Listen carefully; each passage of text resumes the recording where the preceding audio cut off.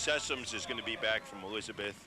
He's going to be the lone return man, and really he can break a long run or long play at any time. One of the most exciting players in Union County last year. He could be a threat. I'm sure the Middlesex coaches have emphasized to the punt team to stay in their lanes. Burnell kicks it away, and it's blocked. And it's falling end over end and will land in Union territory, but at their own 47, 48-yard line. So, tell you what, nice block right there. And Union takes over once again in great field position, not like last time, but still in pretty good field position. They're going to spot that at the 48. Real test for the Middlesex County defense. Again, not quite in their territory, but excellent field position. And with Andriola, they're only maybe a couple first downs away from being in field goal territory. Well, I'll tell you what, Middlesex didn't play bad defense on their last time out on the field. They just were too deep in their own end to prevent the field goal from happening. Troy Bishop, quarterback, gives it away, and barreling up for a few yards on the play, and very excited about it indeed, was Clifton Freshwater from Scotch Plains.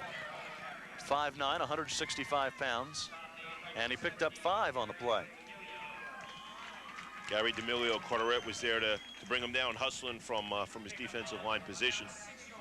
First real rushing yardage of any note for Union. He had the ball on the 15-yard line of Middlesex, couldn't move it, had to go for the field goal. The 2nd and 5 now. Ball on the Middlesex 47. A man in motion. Bishop gives it right up the middle and finding a hole, and then finally getting tripped up on the play was Ryan Stark.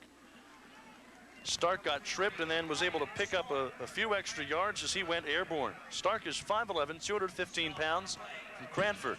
And I think there we see a little bit of the wing T philosophy. A lot of stuff going on with the halfbacks, some wide field action. Middlesex defense maybe cheating a little bit to the outside. Boom, fullback, and sometimes at a high school you get a slow fullback, but here, of course, we got an all-star fullback and was able to get a quick hitter for some good yardage. Like he got 8 on that play, and so it'll be a first down. And a give off the right side. Taking that one was Freddie Carr, wrong way. And Carr with a nice gain right there. 7 or 8 yards on the play.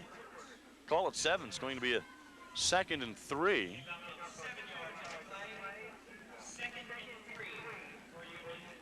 So quickly picking up the offensive yardage all on the ground, this Union team.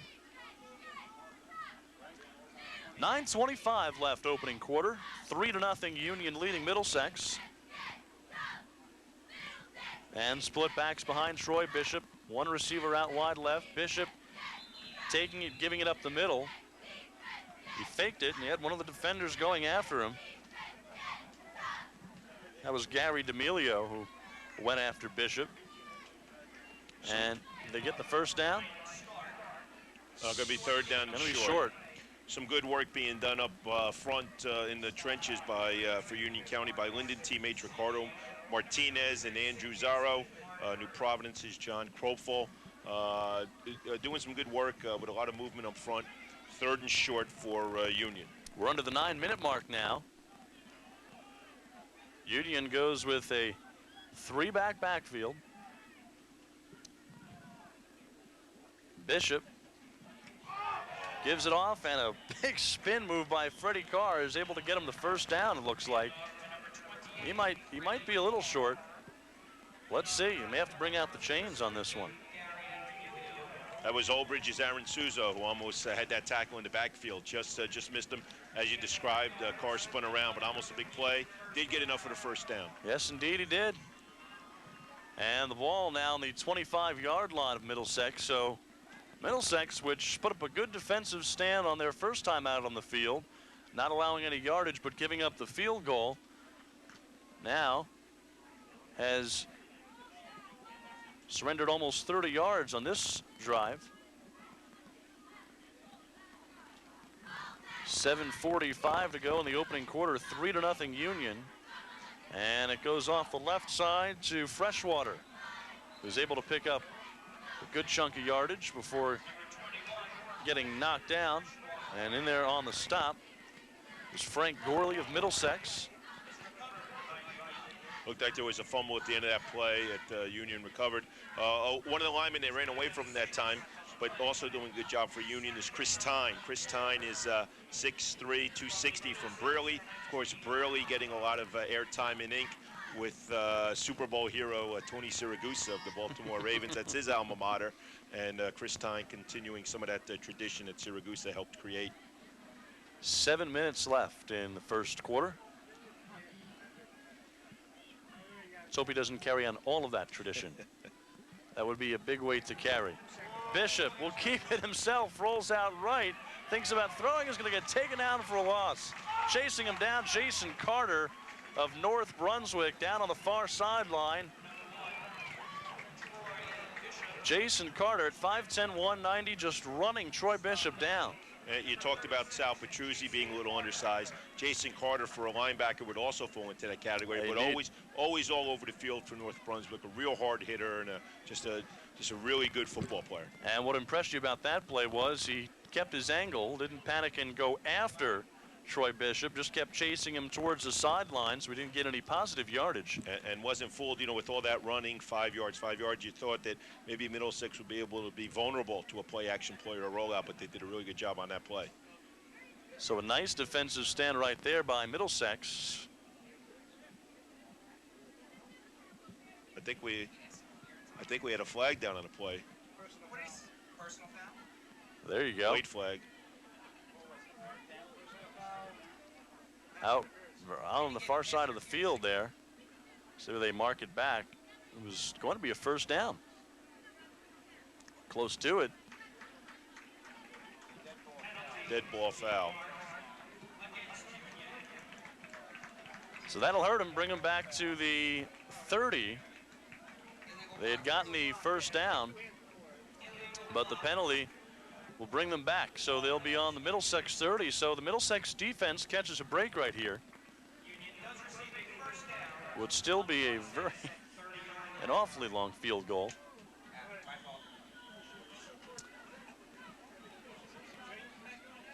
Clock starting once again. We will get you back here. Troy Bishop back under the quarterback. And they fumbled the snap, and let's see, Middlesex says they have it. Do they? Wait for the word. Still no word. They try and clear the pile, and Middlesex has it. Middlesex has it. They get it. Way on the bottom Still of the pile. bodies. Still some scrapping on the ground. Well, by the celebration, looked like Jeff Reap from Highland Park picked it up. Looked like Middlesex has it on the fumble. Looked like the Hillside Bishop never got the snap from center, and big play for Middlesex's defense, which had been on the field for most of the game, and they'll take over under 30-yard line. Well, I saw the snap, I saw hands and bodies move, and I didn't see the football, so he must have left something. 35-yard line, or 30-yard line, I should say, is where Middlesex is going to start out this drive, and Tambini gives it off to Miller, who comes down the right side of the sideline, still jitterbugging on his feet, and gets knocked down at the 48. Oh man, he did a fancy dance right there. Now flag and a late flag. And let's see who that's going to go against here. Yet another dead ball foul, and looks like it's going to be a late hit of some sort, or a little too much extracurricular activity on Union. That'll tack 15 onto that run. I don't know if you could pick it up on the camera, but great downfield blocking by Edison's Jermaine Williams, number 83, just allowed a little bit more yardage. Really good job staying with his block. And Miller pretty light on his feet, so the penalty will go against Union. And it's going to give Middlesex even more on this one. I think they called him out of bounds at about the 40. Looks like the 47, Middlesex's own 47. He must have stepped out of bounds, so we'll tack 15 onto there. That's where they put it, okay. Should be 1st and 10 right around the 42 for Middlesex. Well, they're moving the chains now, and I think they want to say this is supposed to go up further. I think so. My math is off, 38. They're moving everybody now. So, yep, there you go. You had it, 47. Yes, 40s. Yes, there you go. Down to the 38 now. Middlesex in Union territory for the first time tonight. Goes right through the middle into the pack. Pickup of a couple of yards on the play. Miller again with the carry. So Miller, a couple of big runs. And by my count, he's got 40 yards so far on 4 carries. So Jimmy Miller lighting it up in the backfield for this Middlesex offense. The other back, Chuck Seria. And it will go again to Miller, who busts off the right side of the line down to the 25 to the 20. Still on his feet, and is knocked down at the 15-yard line. And he is taken out of the play by Mike Mrose of Westfield. 5'11", 180-pound defensive back, and he's going to Valparaiso. But what a run once again by Jimmy Miller. Some good space opened up on that right side of the line by the Middlesex County offensive lineman. Almost a repeat of the previous play. About 15 on the play there from Miller. That'll give him 55. And most of it coming here on this possession. Goes right up the middle this time, and it was Peter Kang for Middlesex. So you've seen all 3 tailbacks for this Middlesex offense, Petruzzi, Miller, and Peter Kang. The other back is Brian Bishop, that you haven't heard from yet, 6'1", 245 pounds from Piscataway. We mentioned Chuck Seria in the backfield there. Some of the guys doing some good blocking. Eddie Zapula from Colonia, Frank Lamada of Carteret, and Wilmot Harris of Colonia, opening up some nice holes for the Middlesex backs. Mike Tambini, the quarterback, has not thrown a pass yet. Goes up the middle on the 2nd down and 9.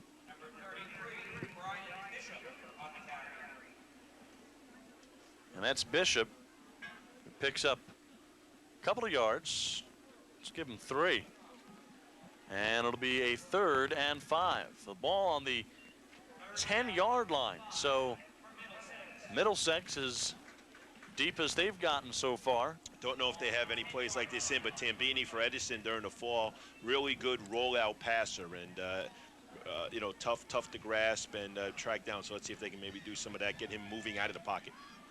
John Harris left, and another receiver out right, and a pass up left, and did he get it? In? Yes? No? No sign yet. No, they ruled it an incomplete pass. Looking for John Harris from Woodbridge in the left corner of the end zone, and they say he dropped it. Brandon Bracey from Linden was right there step in step, but it looked like Harris had a chance to catch the ball. Must have hit the ground maybe as he came down, but real nice ball and throw by Tambini. Sean Baumgartner from Carteret was the other option he had. A 4th down now for Middlesex. And looks like they're going to go for the 3. As Little Sal Petruzzi will be the holder for Tambini. And Mike Tambini will kick it away. Ball on the 10, 27-yard field goal attempt. Low snap, but he's got it. Line drive kick, and it's good. We're all tied up at 3. 3:15 left. Here in the opening quarter, Middlesex and Union in the Home News Tribune Snapple Bowl 8. And what a game we've had so far. I tell you what, it keeps up like this, we're in for another finish. Maybe not the comeback that you saw last year when Union overcame a big deficit, 21-7 in the second half to win, but it may be just as exciting in terms of a nail-biter. A good one on here tonight at East Brunswick High School's J. Doyle Field, and again, beautiful weather for it. We talked about Andriola being a weapon for Union. Didn't mean to slight Tambini. Of course, his biggest kick of his career at the Eagles was a 37-yarder in the playoffs. that defeated Hamilton East as time was running down in the fourth quarter. Edison's first playoff game in a long time. The little bio sheets players are given to fill out with some of their honors and accolades and awards. And Tambini didn't have enough space for all of his awards between football and baseball. Really fine scholar athlete, and nice to see him playing in this game. Mike, playing in this All-Star game, will be going to Keene University, but as a pitcher. How about that? Here's the kick from Middlesex, and it's returned up from the 20-yard line, and on the return is Freddie Carr of Rahway, who took it near the left hash mark and got it to the 25-26. They'll spot it at the 27. 3:04 left first quarter. That return by Freddie Carr of Rahway. And Union in their deepest in their own end that they have been thus far in the game. Middlesex defense has really done a great job. Surrendered only 3 points when they were with their backs against the wall, came up with a fumble recovery. Let's see if they can do it a third time. New quarterback for Union. Indeed, they have, no, check that, handed off to Tyshin Epps of Plainfield. And it's Andy Silvani from New Providence. He is listed as a defensive back on the offense in gear. Both teams with a field goal, and it's 3-3. It's a second down and 9. Ball on the 28. And Silvagni with it, gave it up the middle, and quickly stopped was Ryan Stark of Cranford. The rest of that backfield for the Union offense, Gershom Matthias from Hillside, 6'1", 185. We've mentioned Freddie Carr and Ryan Stark, Clinton Freshwater and Tyshin Epps.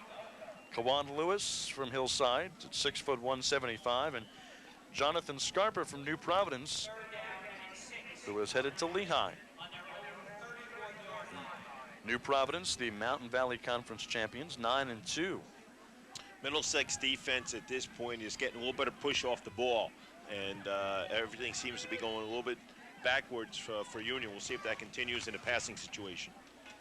Third down on that 3-yard gain by Ryan Stark, and sacked.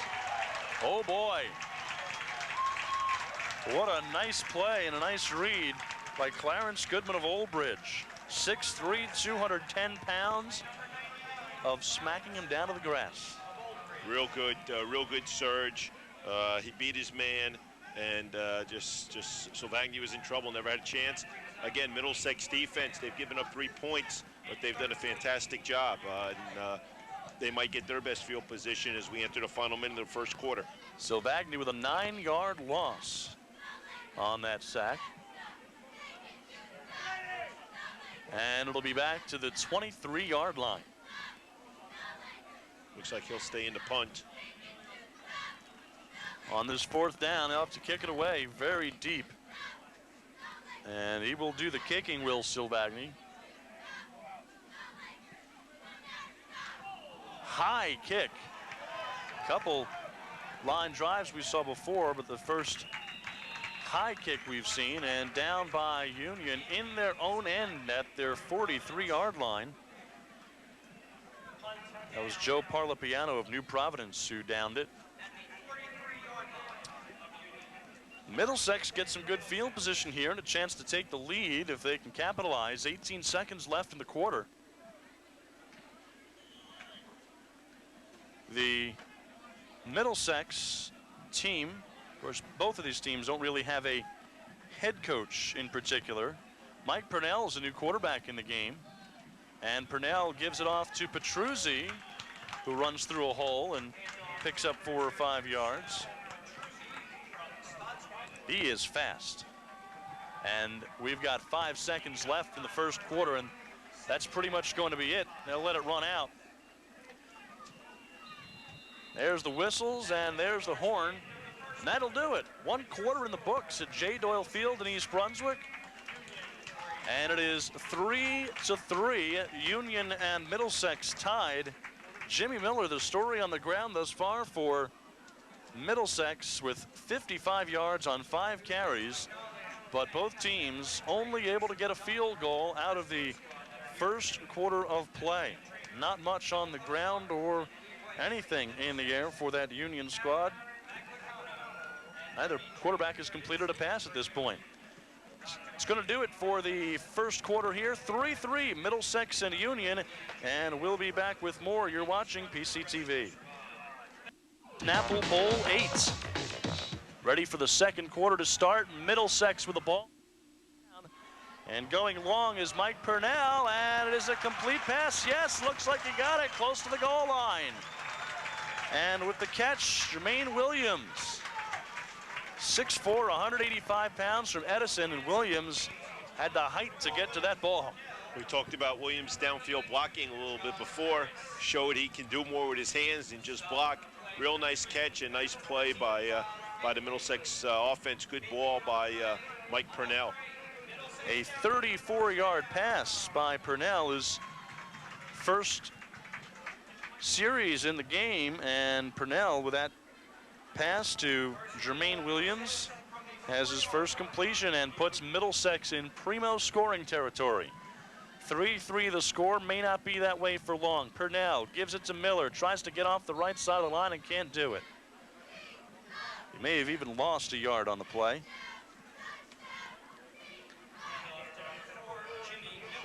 And so bring it back to the 5. And in fact, he did lose a yard on the play. Baumgartner coming in for Carteret. Miller scored 11 touchdowns last fall and finished with 95 points overall, so no surprise that they look to give him the ball here. He can find the end zone. Number 2 in Middlesex County in scoring. 580 yards last year for the Bombers, and not getting anything up the middle was Middlesex once again. Brian Bishop had to carry. I think Middlesex is going to have to look to go outside. Maybe a little play action here. Purnell rolling like he did last time. Williams is a nice tall target. I can see them maybe looking for him on a low play in the end zone. They're going to call. They're going to talk about it. Something to get a little bit more creative. Anyhow, Middlesex, as we want to mention the coaches: Marcus Borden of East Brunswick, Louis Emanuel from North Brunswick, Edison's Tom Gargiulo, Jim Makowitz from South River, Bishop R., Ron Hilliard, Bill Nyers of Woodbridge, Ben LaSala from Colonia, and John Coppola from South Brunswick. And of course, in addition to being coaching the Middlesex team, Marcus Borden is game director for the Snapple Bowl. He created or invented this game, and you know, with a lot of support from a lot of people, it's become, as we said in the opening, a staple and a real success story for the two counties. They have raised in 7 years in the neighborhood of $100,000 for various charities. The 2 this year, the Lakeview School for Cerebral Palsy in Edison and the Children's Specialized Hospital of Mountainside. Here at J. Doyle Field, a 3-3 score, perhaps not for long. Middlesex, will they get creative here on this 3rd and goal from the 5-yard line? With it is Purnell rolling out left. He keeps it. He's going to try and get it himself, and he does. Touchdown, Middlesex. Purnell keeps it himself. The 6'1", 165-pound quarterback from Piscataway High School, who's going to Rowan right there, went into the end zone. It's 9-3, Middlesex. Got a nice almost excuse me block from Brian Bishop. We've been calling his name a lot as a fullback, not really carrying the ball, but he was out on the pass pattern, saw Purnell running, and then just kind of staved his defensive player away, so his Piscataway High School teammate could get into the end zone. Plan A did not work. Plan B did. Mike Tambini on for the extra point. The snap and the kick, a line drive, and that one's good. So Mike Tambini puts the extra point on the board, and it is 10-3 Middlesex. 13:09 left to go before the halftime activities get underway, and to see the Middlesex cheerleaders doing the push-ups. I didn't notice them doing it at 3. Of course, 3 was probably pretty quick, but there was a quote in one of the stories in the Home News Tribune that a quote from a Middlesex cheerleader that she wanted her team to win, but she wanted them to do it without scoring a lot of points. I see. Because they'll be doing push-ups for every point on the scoreboard. She'll be happy if they hold it here at 10-3. Of course, if we see a 37-3 game, it may be a little bit of a different story. Maybe they'd like to do how many points the opposing team scored. That would be better for her. You were talking about the coaches before, and they really do deserve a pat on the back. It's more than just tonight, of course. It's 2 weeks of practices, some preparation before that, and devoting a couple weeks of their summers. And just so many people, the officials, public address announcer, ticket takers, ticket sellers, so many people volunteering and helping and doing a great job for the two great charities. Absolutely. And if you think it's tough to prepare for a game on a week-to-week basis or for a season, try getting together a whole bunch of kids you've never coached before and playing a game in 2 weeks. Union on the return. Oh, and here's one almost got away, but not quite. A big gang tackle in the middle. Finally, stopping the return man for Union County, who was Tysheen Epps. Body's going flying on that one. Looked like he was going to get away, but not quite. All of a sudden, the Middlesex navy blue jerseys just converging. Nevertheless, it'll be a first down for Union on their own 40-yard line. I'd look for Union maybe to try to mix it up a little bit more here. Middlesex defense has kind of stymied them and gotten a good push. Union might need a little more push on the offensive line, or maybe a little more outside. They had a good rhythm going a little bit in one of their drives in the first quarter, but the Middlesex defense has taken control of the game so far. And the quarterback giving it off down the left side, and a gain of a couple of yards on the play. And again, the quarterback, Silvagni from New Providence, coached by Frank Petone, 6'1", 170. And Gershom Matthias from Hillside was the ball carrier on that play, picked up 7 yards on the play. And those rushing numbers for Union inching up ever so slowly. A second down now. A 2nd and 4 on the 46-yard line. And Silvagni with a handoff and breaking up the middle, picking up 6-7 yards on the play, and 10 before bowling over himself. Tysheen Epps once again. Stopped by the Middlesex defense. Tim McDougald in on the hit. Tysheen Epps single-handedly has almost put Union in this field position after his nice kickoff return. And pretty basic football. Union not winning the battle as we have Epps down maybe with a hamstring. Something like that. Yeah, he's in a little bit of pain. Interestingly enough, it's about 15 yards behind where he actually ended up with the ball, so he got up, walked away, and then sort of crumpled to the ground. It looks like a leg.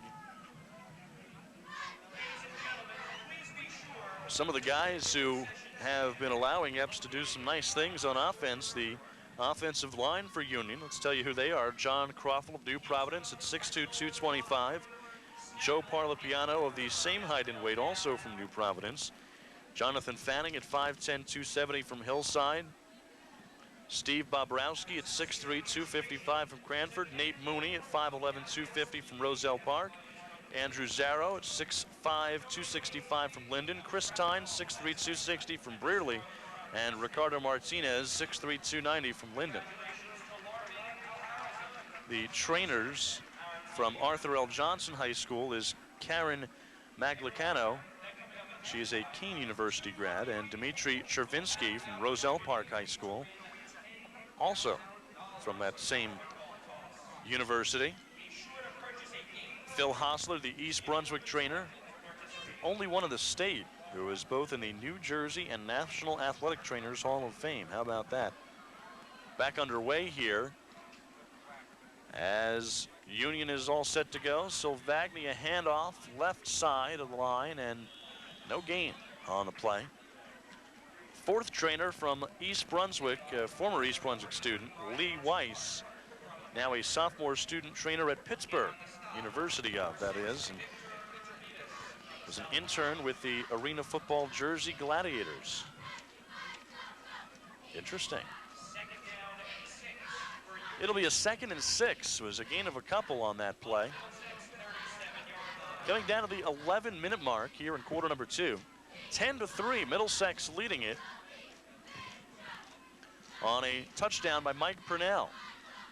Off the left side, not much for Gershom Matthias of Hillside. Maybe a yard or two, and that'll give him 9 in the game so far. Gary D'Amelio from Carteret was there, and he's been a force on the outside. He's had his number called a couple times. He's coming out now, probably needs a little bit of a blow. He's been all over the field. 3rd and 5 for Union. Ball's on the Middlesex 36. 10:20 left opening half. Silvagni gives it off right side, running a lot of side to side, but finally taken down on the play was Freddie Carr. Jason Carter there again, as we've seen him do so many times in North Brunswick uniform. Staying with the play and dragging Freddie Carr down from behind. Was going to get some help from Rich Potter from Denellen on the play. So again, Middlesex County's defense bends a little bit, but stiffens up when it has to. 4th and about 7. I wouldn't be surprised to see Union go for it here. Well, we'll see. It's on the 37-yard line. Kazim Sessions lines up wide out left. He may be a guy that they go to. Silvagni back, looks a throw, and he looks for Sessions, and does he have him? He caught it. Yes, he did at the 20-yard line. It's finally taken out of bounds. Well, no, he didn't get knocked out of bounds. He stayed in. Looked like he was going to go down out on that sideline. Well, they found Kazim Sessions, who played quarterback all this past year, entered the season as one of the top, if not the top, receiver in the state, and wound up playing quarterback. He's what recruiting people, football people would call a playmaker. One of the stats the Elizabeth staff generated was that Kazim Sessions made 5 touchdown saving tackles from his defensive back position. So he's certainly a big play guy.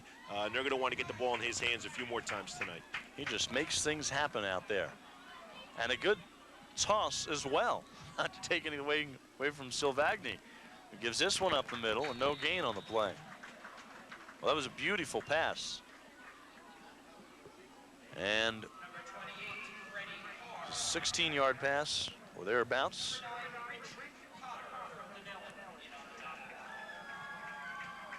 We're at the 8:35 mark now, and it's 10-3 Middlesex. On that last play, Potter and linebacker Stephen Fusco of Spotswood not surrendering any yardage, even a loss of about a half a yard. A 2nd and 10 for Union as the lights start to take effect now. Silvagni goes up the middle with it, and a big gain on the play.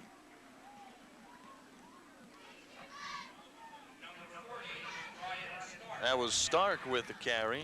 Ryan Stark of Cranford. And to give him 8, 9 on the play, maybe. Sure. And this is very close. This is certainly 3rd and short. 3rd and less than a yard. Certainly 4-down territory. You know, if need be. And looks like we got a good ball game going on. Looks like a seesaw battle here. Ryan Stark, 19 yards now and 3 carries. Silvagni with an eye behind him. Silvagni gives it off, and with it his car, trying to get around the right end and can't do it. He did not get the first down, I don't believe. He got down to about the 11, and that's where the line of scrimmage was. Ran into his own lineman, Joe Paropiano of New Providence, was trying to get out in front, pulling on the play, and ended up slowing Carr down a little bit. He's short, and he lost about a foot. We'll see what Union's going to do. You could take the short 3, pretty short 3 with Andriolas. Certainly almost a short thing, but down by 7 points. I think they're going to go for it. Union takes a timeout. And while we have a moment, let's tell you who their coaches are. From Governor Livingston, Chris Brodeur, Steve Ciccatelli from Scotch Plains, Don Carpenter from New Providence, Joe Hubert from Governor Livingston, and from the same school, Steve McKinney. Jim Hopke of Hillside, Craig Taylor of Linden, Roselle Park's John Wagner, and Tom Baylock of Scotch Plains. Those are the Union coaches. And we mentioned Marcus Borden before, of course, being the game director and creator. A staple for Union County in all these Snapple Bowls is John Wagner. And does a great job. He's been involved in everyone, really. Him and Coach Ciccatelli. And John has taken a leadership role, you know, everything with, in addition to the X's and O's, selling tickets to the game, you know, raffle chances and all this sort of stuff, and has done a great job. Speaking of raffle chances, do you know what's coming up at halftime? Do you have any idea what's coming up at halftime? If your program is signed by Marcus Borden, got a chance to win $10,000. A 25-yard football toss into the basket on the goal line. That should be interesting. Silvagni with a give up the middle, and the ball pops loose. Live ball. And Middlesex has it. And it's brought up to the 20-yard line, to the 25, and finally knocked down at the 28-yard line. And if they'd stop celebrating, we could see who got that. The way they're pointing, looks like Ben Isabella from Sayreville. Looked like Ben Isabella, 5'10", 175 pounds from Sayreville. He is fast. I've seen him this year. He has got some speed. He is a track athlete as well. He'll be going to Rutgers in the fall. He will not be playing football, though. But Middlesex has the ball on a fumble right near the goal line. That was going to be a first and goal. They had gotten a first down. And he may have picked that ball up in the end zone, too. Boy, no fear. Ben Isabella brought it right out. The reason it popped out of the crowd, which was towards the middle of the field. And as you saw, Isabella over on the right corner of the end zone. So there was no crowd in front of him. He had plenty of room to take it out. Isabella, part of a very strong Sayreville team, which advanced to the CJ4 championship game, falling to Hillsborough at Rutgers University in December. That was a fantastic game, too. 6:48 to go here in the opening half, and Purnell keeping it and gets run out of bounds just beyond the 20 in his own end, and he picks up 5 on the play. So Mike Purnell with a big 34-yard pass to Jermaine Williams earlier in the quarter. I don't think we can say enough about Middlesex's defense so far in the first half. 2 fumble recoveries, not surrendering only a field goal when it's deep field position, and has really done a good job. See if they can get out of being deep in their own end here. Ball on the 20-yard line, and a pitch back, and now an option, and here's Baumgartner, who will throw it deep, and it is complete. Caught near midfield. Oh, what a catch. Oh, what a beautiful catch on the play by Jermaine Williams of Edison. Again, using that 6'4", 185 pounds to reel it in. I was just getting ready to say that they really didn't fool anybody with the toss. Baumgartner got ready to throw it right away, but he threaded it between 3 Union defenders, and Williams with his second fantastic catch of the night, and a big play you talked about, getting out of poor field position. They just did it approaching midfield. Mike Purnell, 2 of 2 passing and 50 yards, both catches by Jermaine Williams. A first down for Middlesex in their own 47. It goes up the middle, and a couple of yards on the play. Give that one to Brian Bishop, who picked up 5 on the play. That's 8 for him on 3 carries. Under the 6-minute mark now. 5:50 to go before the half.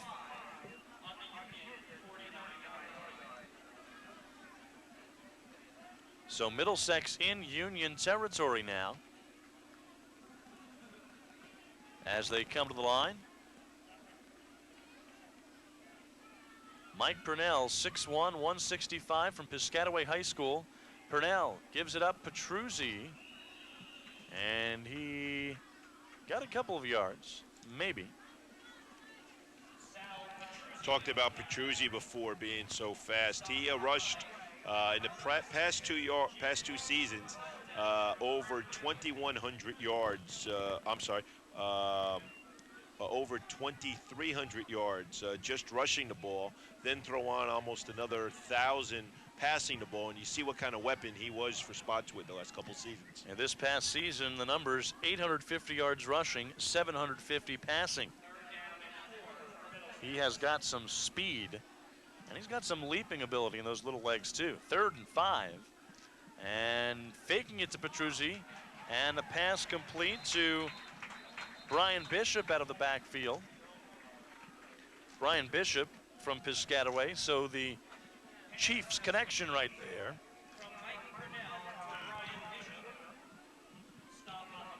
.420 to go in the first half.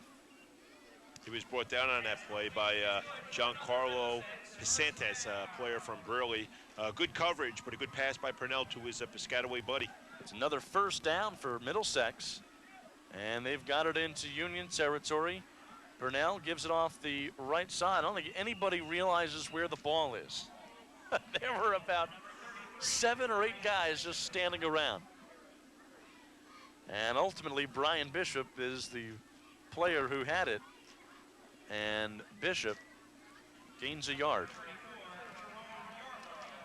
So it'll be a second. I'll check that. They gave him more than I thought they were going to. They gave him 3 on that. That seemed generous. Maybe the officials didn't see it. Exactly right. They would never miss anything. No. And a pitch out by Purnell as he was almost taken down. It goes out the right side down to the 20-yard line, and finally knocked out of bounds there is Peter Kang. Wow. Peter Kang out of nowhere taking that ball, and the defense didn't pick him up for a few seconds either. Another first down for Middlesex. You called it before that nobody realized where the ball was up the middle. That time we had a fake up the middle dive, and then one of the toughest plays for a defense to defend. The option, perfect timing by Purnell, got it to Kang in stride, and picked up some real good yardage. It wasn't a last-minute pitch by Purnell either, because he saw the defender coming at him. He waited till just the last second. 3:19 to go in the first half. Purnell gives it up the middle again, and running into the wall. And they pick up a yard or 2. See who had it. Oh, looks like we may have an injured player, as we got an official calling for a timeout. It's a Union player down there, kind of writhing in pain.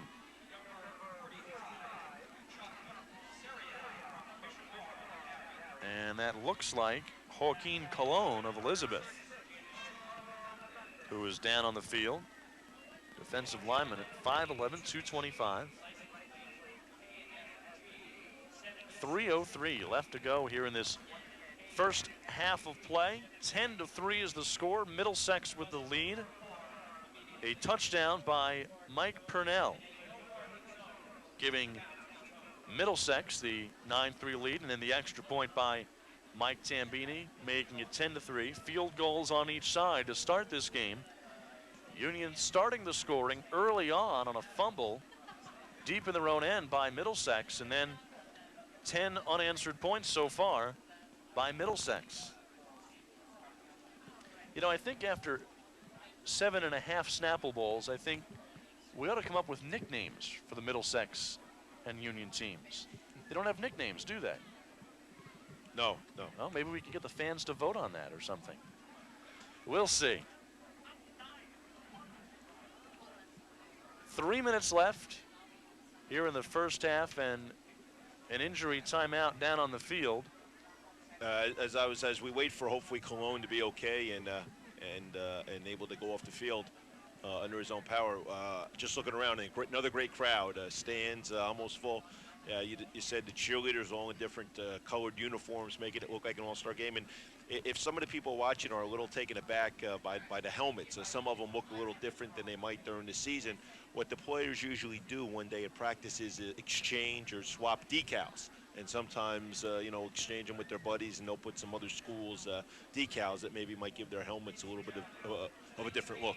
Just trying to add to the confusion is what they're trying to do, right? As long as the numbers are nice and bright. And also, as you said, a little bit of a different look in the uniforms this year. I mean, that's to detail. Marcus Borden, takes care of everything with this game, and getting away a little bit from the Dolphin and Raider look and going with a dark blue, and I think it looks pretty sharp. I remember those Dolphin colors, seeing the T-shirts a couple of years ago. And I tell you what, for a high school all-star game, to have the names on the back of the jerseys also is an impressive detail. Now, I don't see them on the other side, but I do see them on the Middlesex team. But all of those Middlesex players with the names on the back of the jerseys in white. Looks like Cologne was able to leave under his own power, so that's good. And we got about a second down and 8 to go. And under 3 minutes now, the clock rolling. And Middlesex with it, a 2nd and 8. And the ball on the 17, and flags all over the place. We've had a couple penalties for a late hit and illegal use of hands. We haven't had one on the offensive line yet, showing a lot of discipline. And again, not a unit not used to working with each other. But, well, there's our first one. I thought the defense had been pulled. But going down to the final 2.5 isn't too bad for your first encroachment. Now we had 2 for 25 on the Union team and 1 for 5 here in the first half on the Middlesex team. 2:35 left in the first half. 10-3 Middlesex leading Union. Middlesex with the ball marching downfield. 5-yard penalty makes it a 2nd and 13. Long pass, incomplete, right through the hands. Oh boy, Jim Caffarello, 6'3", 245, a tight end from North Brunswick. Just missed it. Just missed reeling that in. Wow. Great call, great pass. Just not executed at the end. Nobody feels worse at J. Doyle Field than he does. Maybe he'll get another shot here. But really perfectly set up play. Nice time for play action. They've been running, and good call. The other tight end on the Snapple Bowl roster for Middlesex is Jason Romiak of Sayreville at 6'2", 245. He's going to Monmouth. Caffarello is going to Rowan. The wide receivers, John Baumgartner from Carteret, we've talked about, Chris Clancy of Bishop R, John Harris of Woodbridge, and Jermaine Williams of Edison. 2:20 to go. Middlesex back to the line. Purnell calls the signals. There's the pitch and an option, and Baumgartner passing it again, and he got Purnell. He got Purnell to 20, down to the 50, to the 10-5, fumbles, it pops loose, and it's going to be falling on the end zone. Who's got it? Who's got it? Touchback. Union says they have it. Oh boy. Oh my goodness. I have never seen a wild play like that, or at least not in quite a while. A pass from John Baumgartner to Purnell, the quarterback, and then fumbled it. I don't think he was in the end zone when he fumbled it. Popped loose just before. Right. Went into the end zone. Union gets it. If he had just even crossed the goal line, it would have been a touchdown. Yeah. So it had to happen inside the 5. Baumgartner's second pass of the drive. He threw that long pass to Williams earlier. Perfect pass to Purnell, who was wide open. Great designed play, and they would have had inside the 10 or inside the 5, and Union's fortunate, or it didn't give up. They played the play out, and now it's their ball, 1st and 10 at the 20. That ball could have bounced either way, bounced into the end zone. Yeah, a couple players had a shot at it. Strange play. So from the 20, Union with it and running it off the right side was Freddie Carr of Rahway. And Carr. Clarence Goodman brings him down. Goodman, of course, had a sack earlier in the game, showing good speed from his defensive end position, getting around his blocker, and he's able to travel down the line pretty rapidly. Carr lost 2 yards on the play. So from the 15, it is Union's ball. Union will have it to start the second half as well. So they can put together a quick score here. They would need to do it really fast. I wouldn't be surprised if Middlesex calls timeout if they stop him here for a short gain or no gain. 1:12, pitch out, and quickly wrapped up near the line of scrimmage. Looked like Carr again. And it was. Down to 60 seconds here in the first half of play. as the clock continues to roll. And now we've got a timeout taken by Middlesex. There you go. I think what they want to do is not let Union just run it out. They got about 11 to go. I think they'll keep it on the ground, and at least this way they force them to punt. And as we've seen, we've had some exciting and unexpected plays. Force them to punt, maybe go after it, maybe set up a return. But as long as they hold them here, they'll have a chance maybe one more time with the ball. So an interesting set of circumstances has set this up. 52 seconds left to go. It started first half. It started on the very first play with that reverse or flea flick, whatever it was going to be, and we said, that sort of stuff sometimes doesn't work in an all-star game, and it ends up they've had two nice halfback option passes. So the trickery has worked well for Middlesex. Hasn't put as many points on the board as they would have liked, but it's been exciting. Well, they got an awfully long way downfield in Middlesex.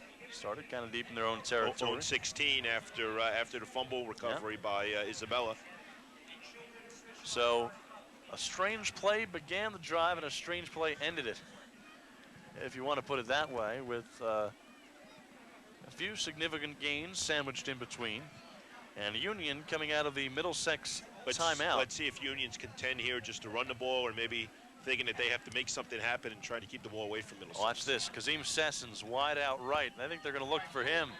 And we've got flags on the play. And that's going to go against the offensive line, it looks like. There you go. So. Cost him 5 more. Union now 3 penalties for 30 yards on the game. 47 seconds left in this first half. Sessoms was wide open on that one. They may not get that again. So that penalty may have hurt them in more than just the yardage situation. It's a 3rd and 15 from the 20-yard line, from the 15-yard line. 35 seconds left opening half. And we've got whistles, and if we got a timeout, I don't see any flags. I think the clock was running when it shouldn't have been. Okay. They'll probably just hold it for a couple of seconds. Yep. I think they want, let's see, trying to give the signal here. 47, I think. They want to put 47 seconds on the clock. Well, they don't want to put 47 seconds on the clock. They want to put 12 more seconds on the clock to make it 47. And the officials here, I'll give them to you in a moment.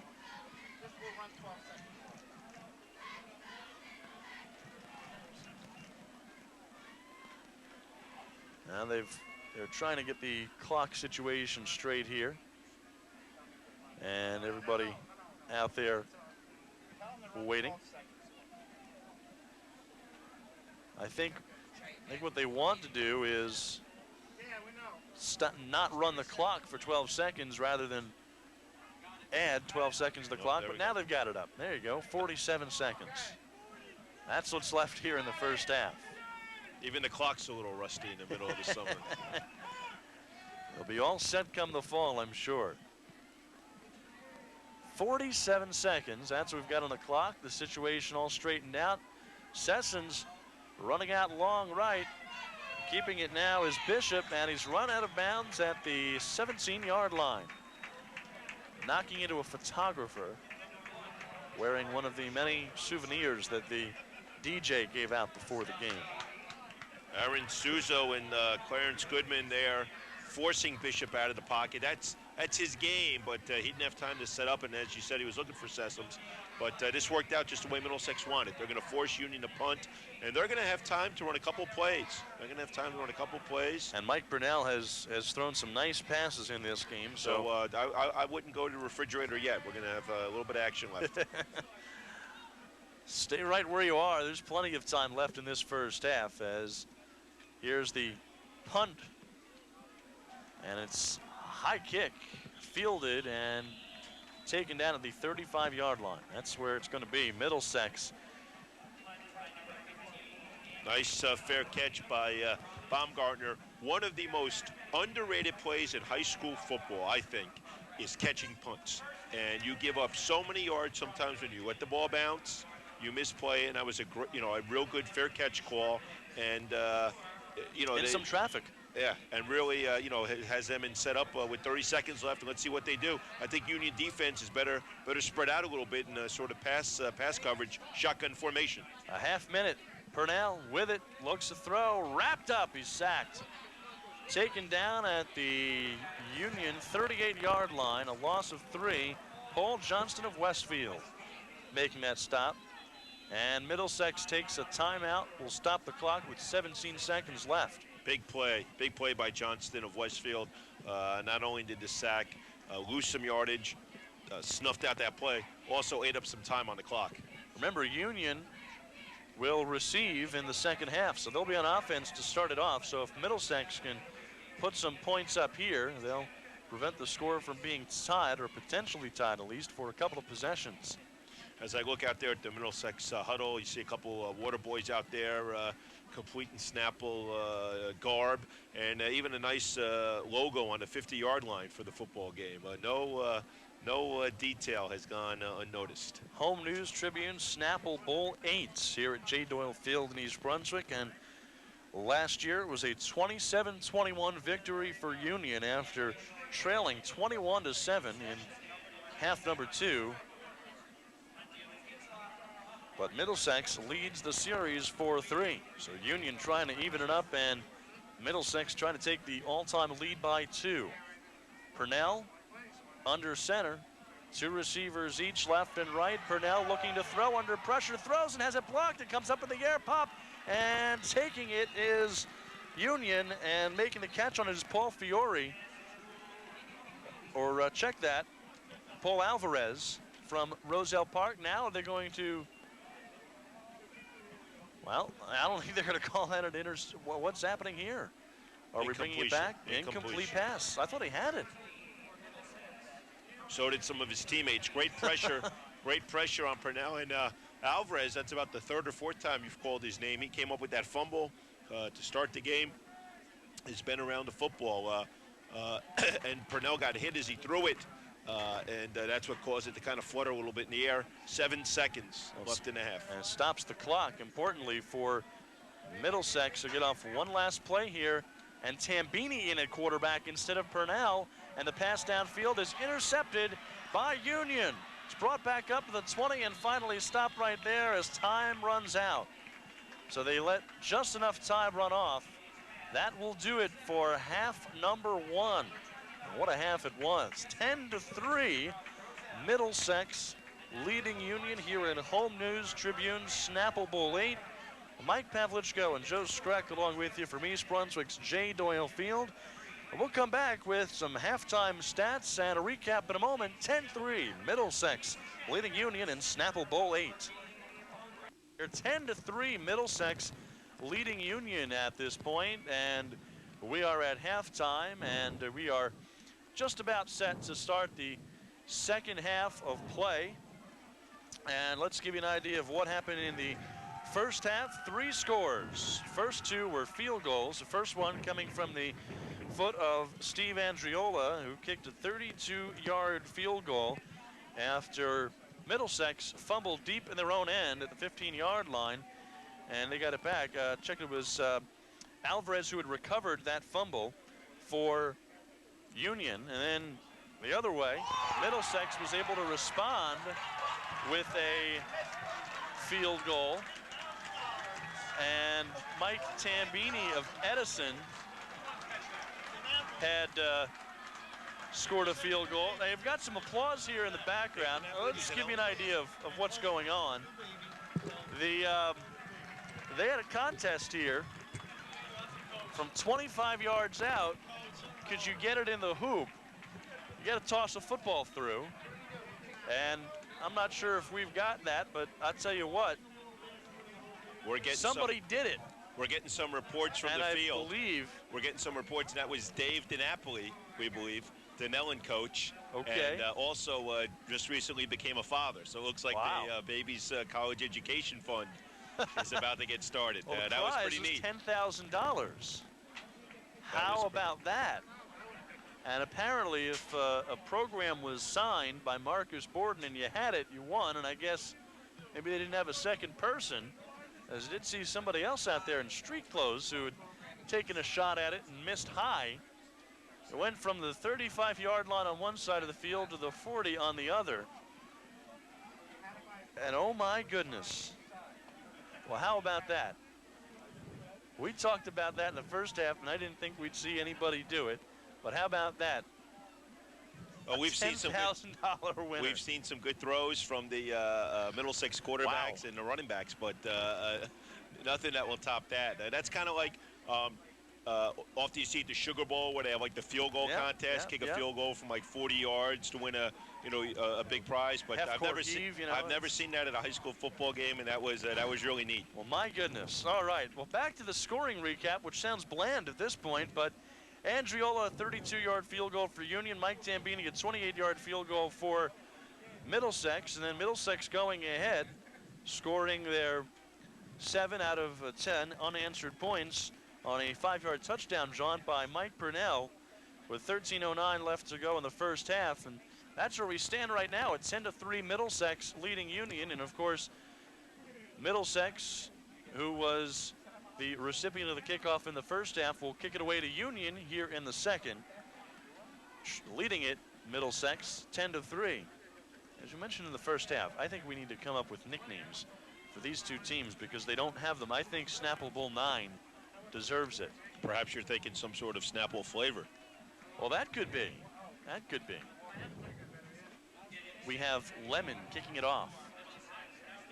Maybe not. It'll be Mike Tambini to kick it off here to begin the second half here at J. Doyle Field in East Brunswick, here on PCTV Sports. And thanks so much for joining us. Mike Pavlichko and Joe Skreck along with you. Home News Snapple Bowl 8. Home News and Tribune Snapple Bowl 8. Boy, I'm dating myself by saying Home News, aren't I? Here's the kick from Tambini, an end-over-end kick, and it's taken at the 15-yard line. And Union will start out at the 27. On the return for Union, that was Tysheen Epps. He was brought down by Frank Gorley of Middlesex with some help by number 11, Keith Rackett of Perth Amboy. In the first half, Jimmy Miller of Middlesex led all rushers with 54 yards on 6 carries. And it was 68 yards of rushing offense for Middlesex. Just underway here in half number 2. Third quarter, Union with the ball and a pitch out, and taking it this time is Carr. Freddie Carr picks up 5 on the play. Gets it up to the 35-yard line.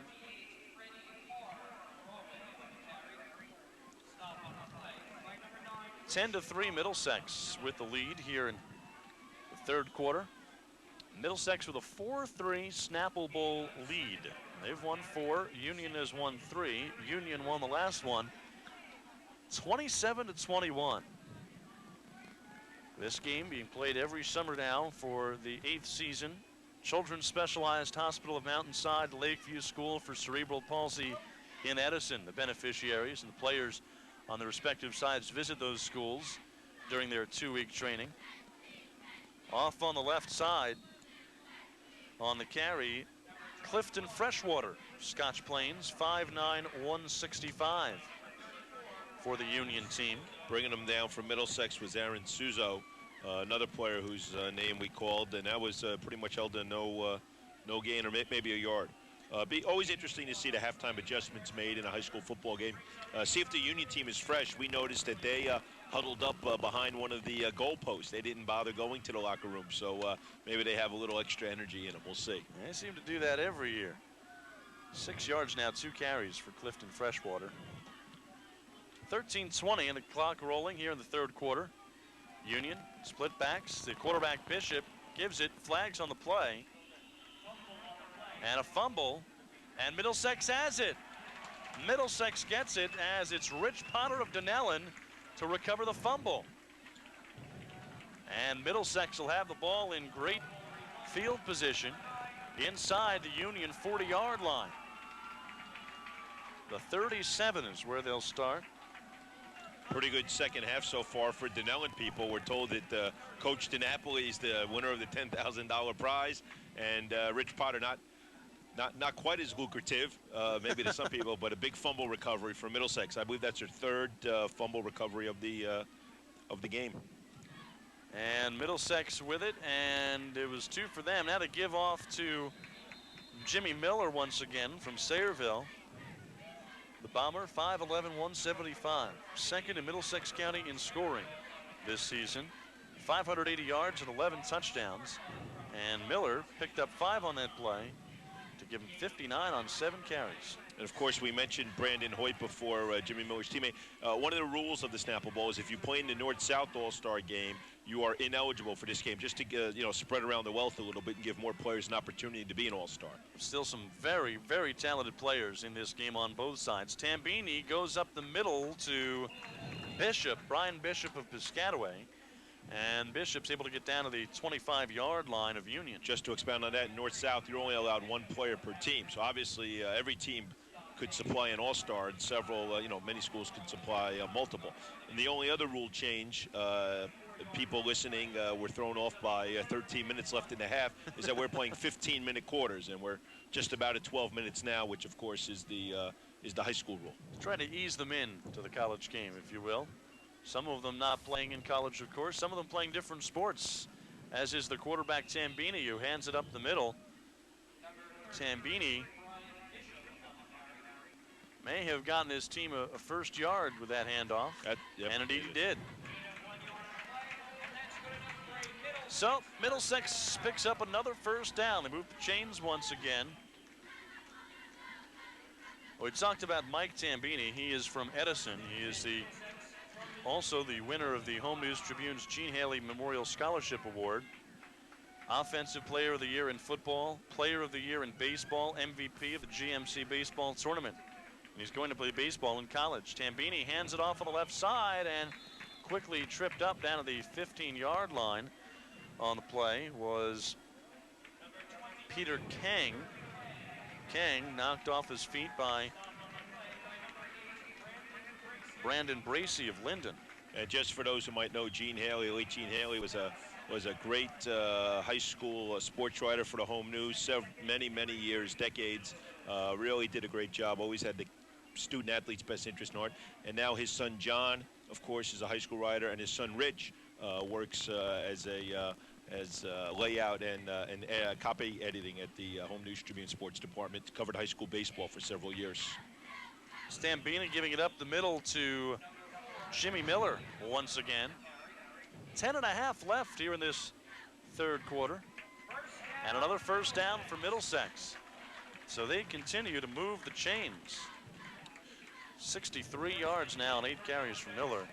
And remember, they were on their way in for another touchdown, Mike, at the end of the first half. Had that wacky play with the pass back to the quarterback and fumbled it into the end zone. Union recovered. Otherwise, it could be a 2-touchdown lead. Could be 17-3 at this point. Of course, also it could be 17-10 because Union was not far from a touchdown the other end. That's how Middlesex got the ball in that possession. Tambini off to Petruzzi, getting down to the 10-yard line.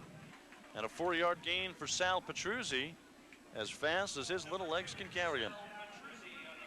Under the 10-minute mark now in this third quarter. Looked like there was Union County's Greg Point du jour from Union High School in there on that play.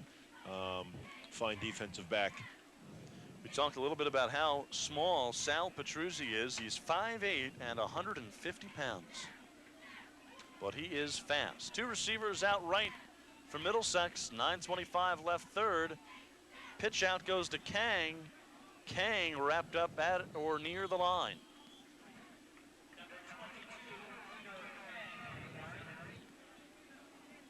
Tom Robina of Governor Livingston High School in Berkeley Heights.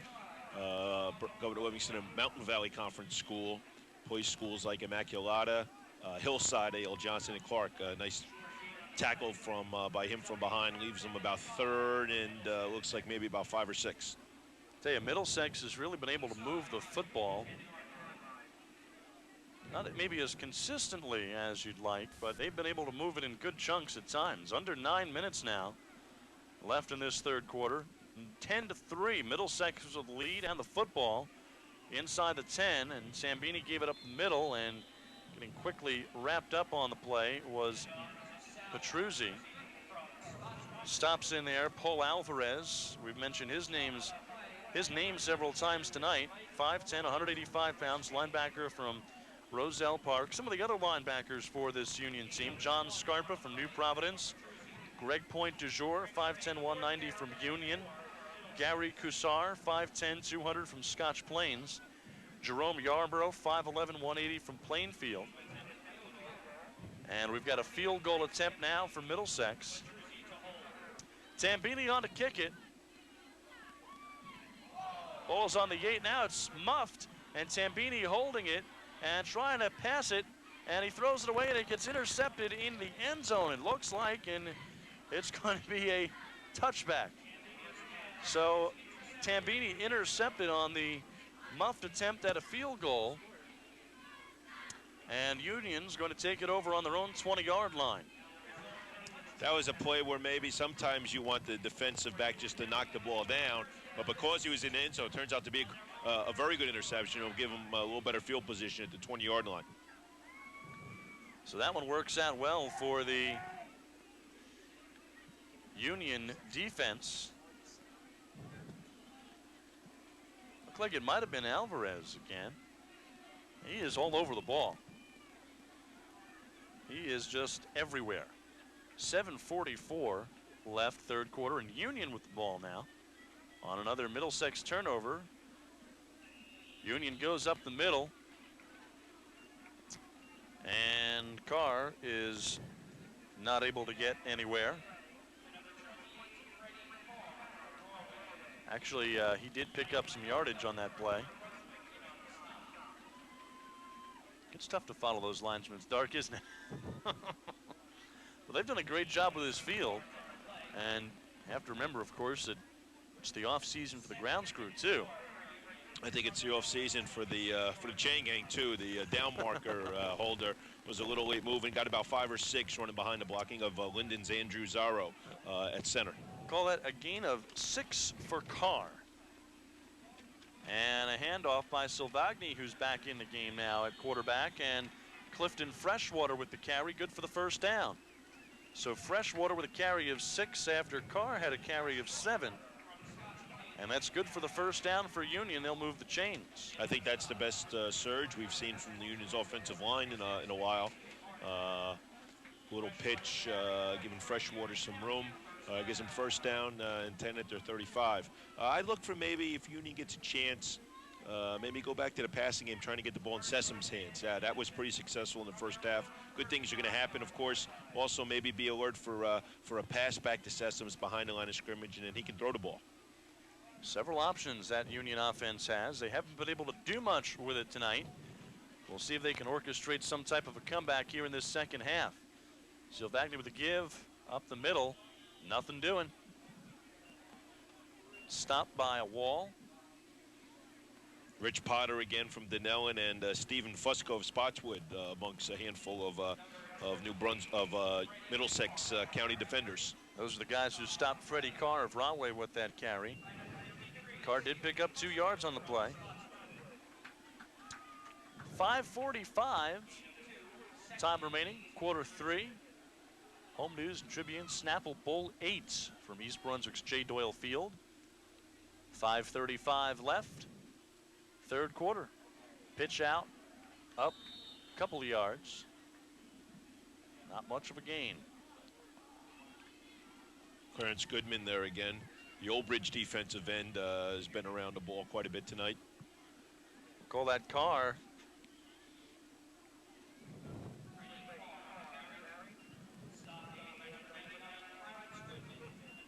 Union's got to put something together here. You'd have to think, Joe. I mean, you think about it, they have not gotten good field position. No, their 3 points came a long time ago, opening minute, opening 90 seconds, and they have not put a sustained drive together, where they've held on to the football. If they can get good field position, they might have something. Here's a big bomb to Sessoms, makes the catch, reels it in at the 35. And they try to take him down to the 30 and finally do get him. In on the stops, Mike Elko of North Brunswick and Jason Carter, also of North Brunswick. So he might have gotten away with a little bit of a push there on the defensive back. It looks like Maurice Carter, Sessoms fighting for position, almost like the low post player in basketball. But you know, sometimes your reputation will get you away with a little bit more, and he created enough space.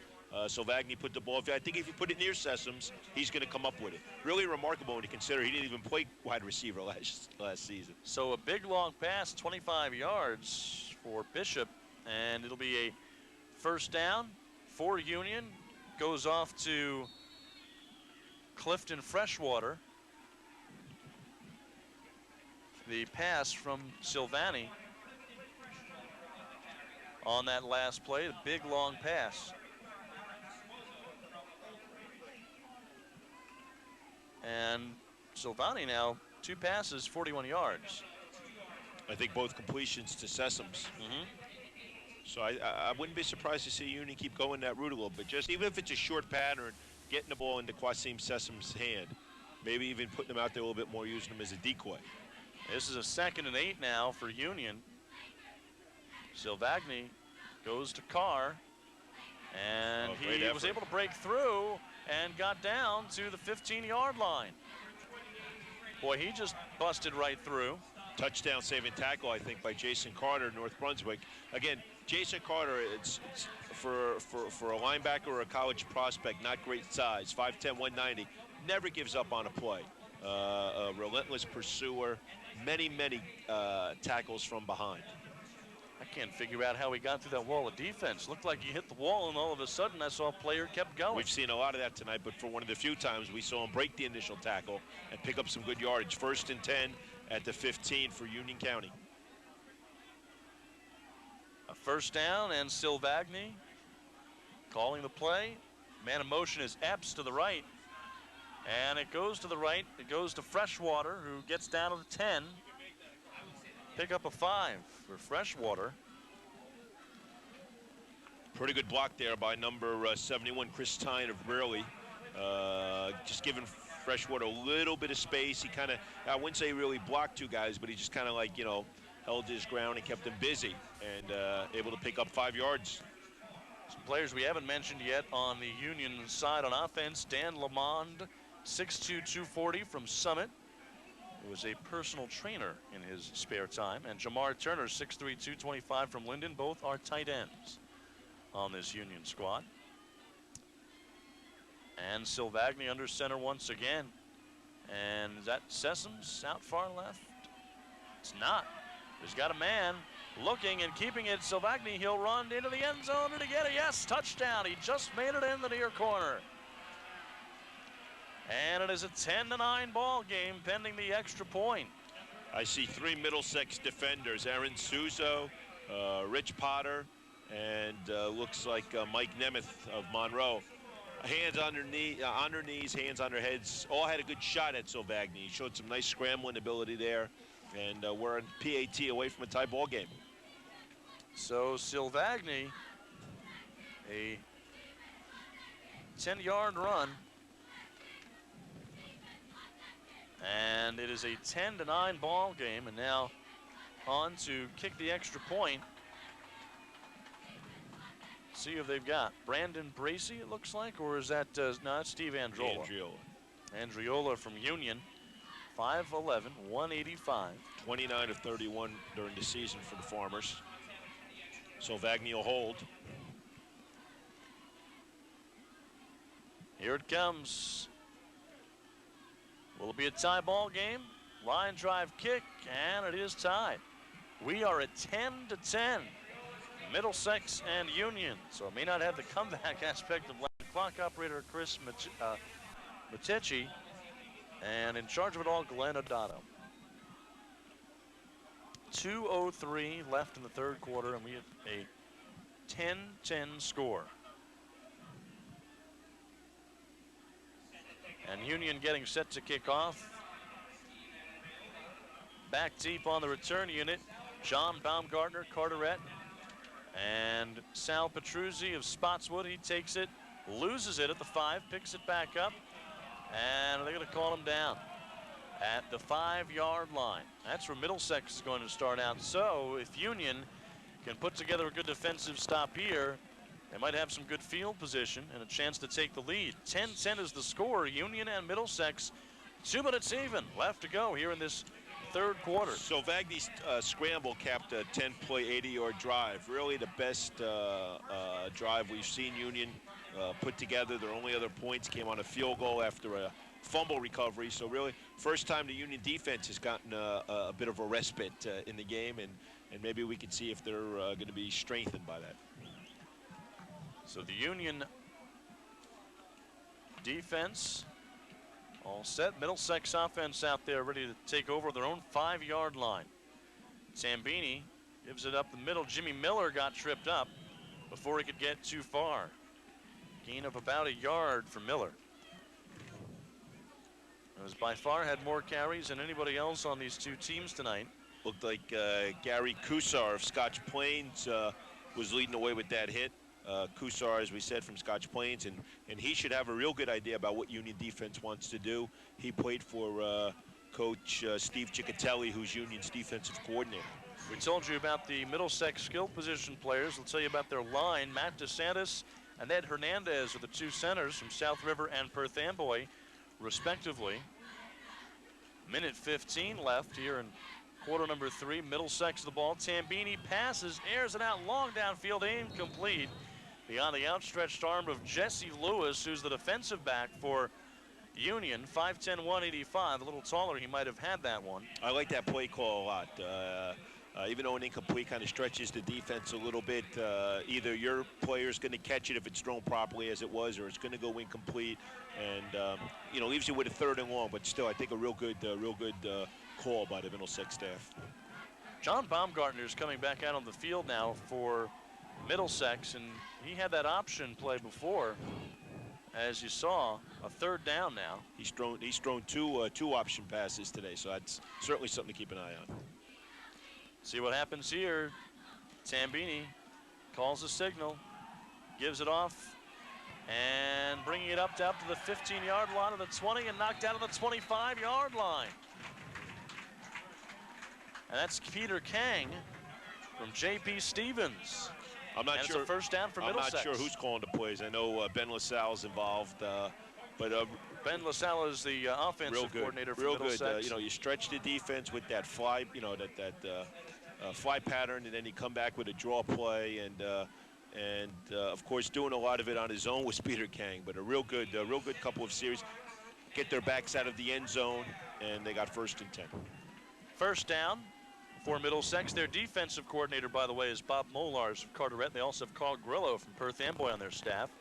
It goes to Jimmy Miller up to the 25-yard line, and still on his feet at the 30 before he's finally hit hard and flattened out by Mike Burrows.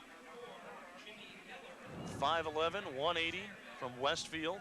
And he finished and got to put the exclamation point after his buddy David King, also from Westfield, had his arms on the ball carrier, and he did the dirty work, and then Burrows put a pretty good look on him. Tell you a little bit more about Mike Burrows in a second. 42 seconds left in the quarter, and a 2nd down and 4 for Middlesex, and it looks like they are pretty close, but they didn't get it.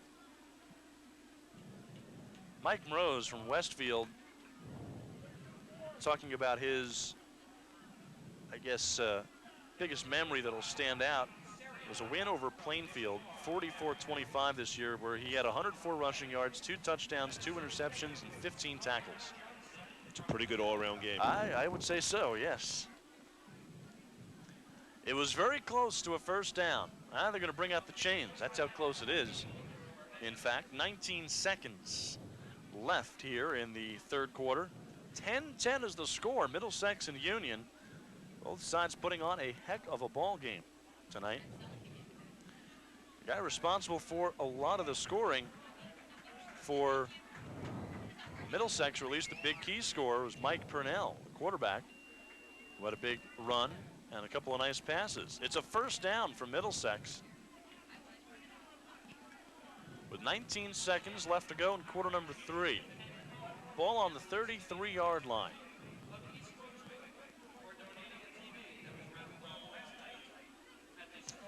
And the officials signify to start the clock. This will be the last play of the quarter.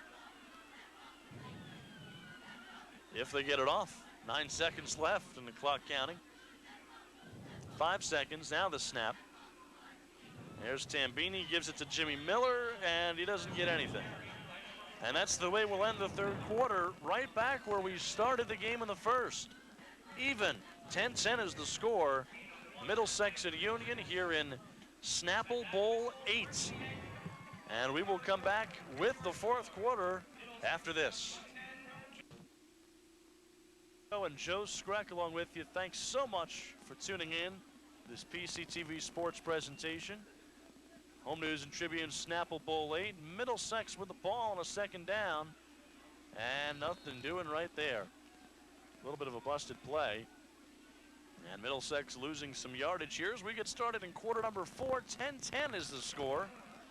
So we've played 45 minutes and we're right back where we began, all tied up.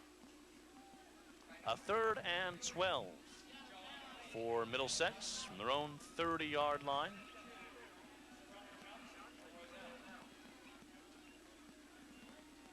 The rest of that Middlesex offensive line we'll tell you about in a moment. 3rd and about 13, Middlesex facing. Either team now 1 score away from taking the lead with the score tied. Tambini fakes a give, running way backwards. Now a long pass downfield, complete to Baumgartner at midfield. He's taken down on the Union side of the 48-yard line. Oh boy. I didn't think Mike Tambini was going to get a pass off, let alone one that good. And John Baumgartner reeled it in. Baumgartner from Carteret, he's headed to Maine.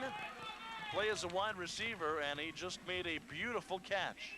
Tambini, we saw him do that a lot last year in the fall. He was running for his life from number 55, Tom Robina of Governor Livingston.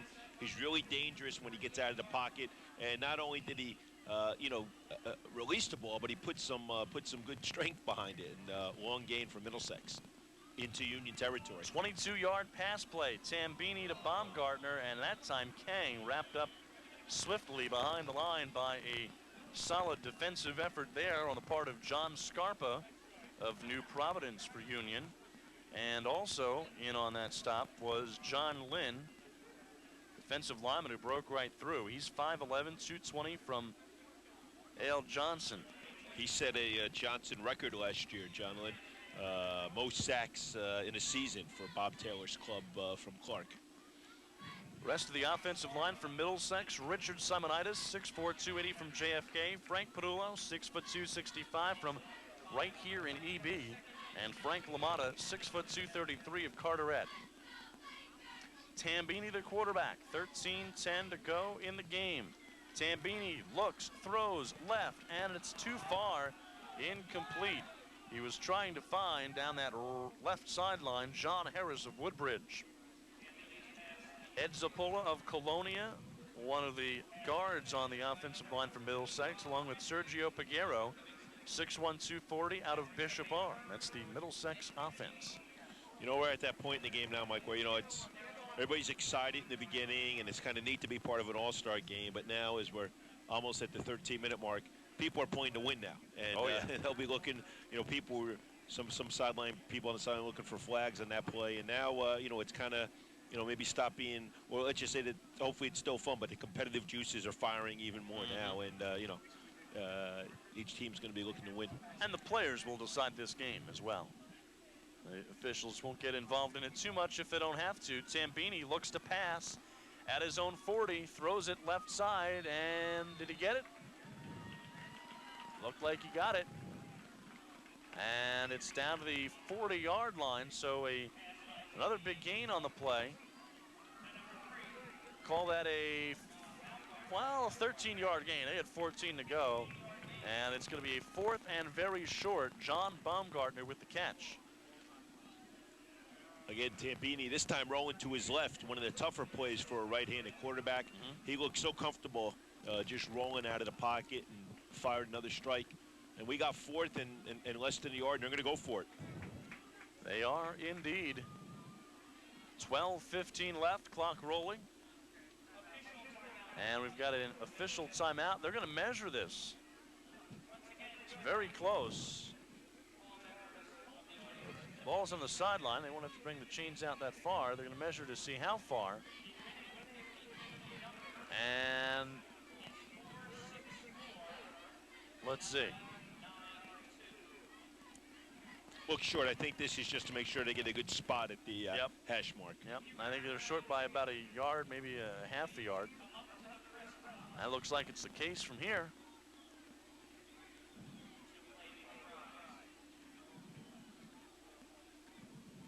So, looks like Middlesex will go for it anyhow. Will there be a... We've got Baumgartner out to the right side. Chris Clancy out to the left. Tambini goes right up the middle. And a first down for Brian Bishop. Good job by Bishop, who picks up 3 on the play. Good for a first down. All he needed was a little less than 1, and he got it. So Middlesex moves the chains once again, eating up a lot of clock time. They had the ball for several minutes in that third quarter, and we are now 3 minutes plus into the fourth. This drive started at the 5-yard line.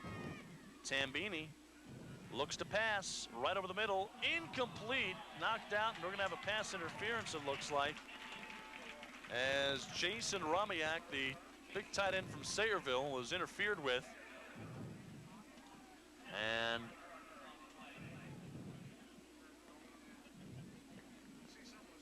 Middlesex moving once again, this time with the help of Union. This will be their 6th first down of the drive.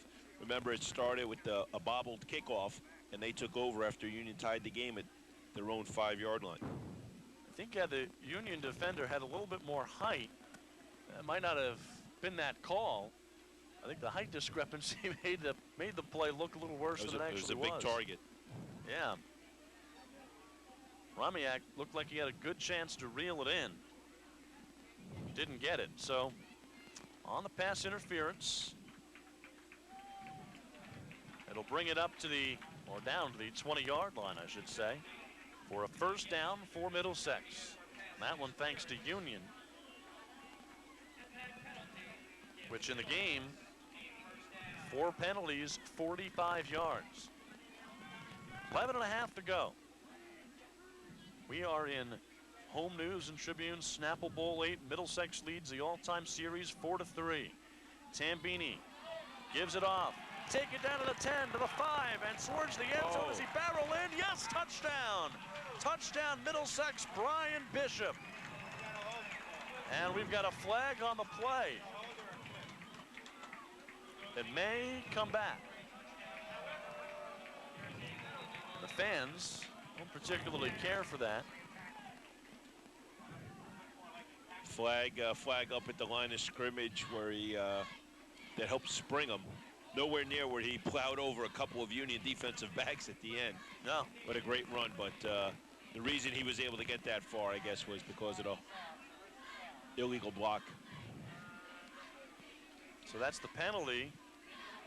Union with the pass interference penalty hurting their defensive cause. Middlesex hurting their offensive cause with that penalty right there. And it will bring them back to the 32-yard line, and it will be a first down and 22. 15 yards from the spot in high school. First and 22 from their Union 32 for Middlesex. 11:24 to go. Flags.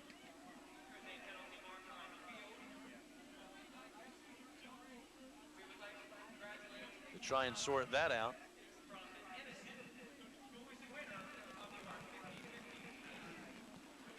And again, the charities, which Snapple Bowl 8 proceeds go to. Children's Specialized Hospital of Mountainside, Lakeview School for Cerebral Palsy in Edison. Some of the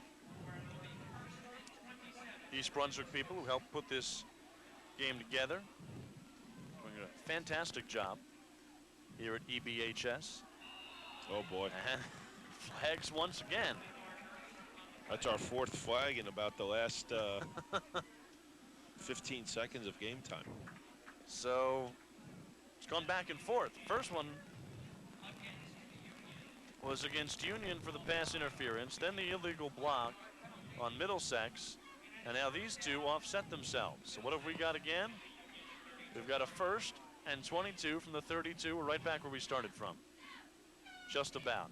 Tambini takes a snap. They finally get a playoff. Throws it right, complete. Nope, incomplete. Nope, he missed it. Trapped it. Jim Caffarello of North Brunswick could not come up with it cleanly. I think Caffarello had it, and then as he went down, the ball came out, touched the ground. Official had a good view of it, was right there. Otherwise it might have been called a good catch. So Caffarello was not able to take that one cleanly. And it will be a 2nd and 22 from the Union 32. Nice play action fake by Tambini. He had faked out a couple of the Union defensive players who were going for the ball carrier. Which at one point was him. They were looking at him. Tambini, left side pass tipped high and went right over the head of Jermaine Williams, who reached up to try and get it and could not, as it was tipped up in the air at the line. And you might be looking, we've had a lot of flags. Fans might be looking for pass interference because Brandon Bracey of Linden, Union D-back, hit the wide receiver Williams. But the ball was tipped by a defender. Once that ball is tipped it's you're free to hit anybody, sure. So that's why there was no flag for pass interference on that play. So it'll be a 3rd and 22 after 2 straight incomplete passes by Tambini. The first one couldn't be picked cleanly by Caffarello, and the second one tipped up in the air at the line. 11:06 to go in the game. 10-all is the score. Middlesex and Union. Middlesex with the ball. Tambini back, looks to pass from the 40. The pass complete, and did he hold on to it? Yes, he did. Touchdown. John Harris of Woodbridge reels it in the end zone. Looked like he may have dropped it for a moment, but he hung on to it. And the score is 16-10. Middlesex leading Union. Under 11 minutes left to go here at Home News Tribune Snapple Bowl 8.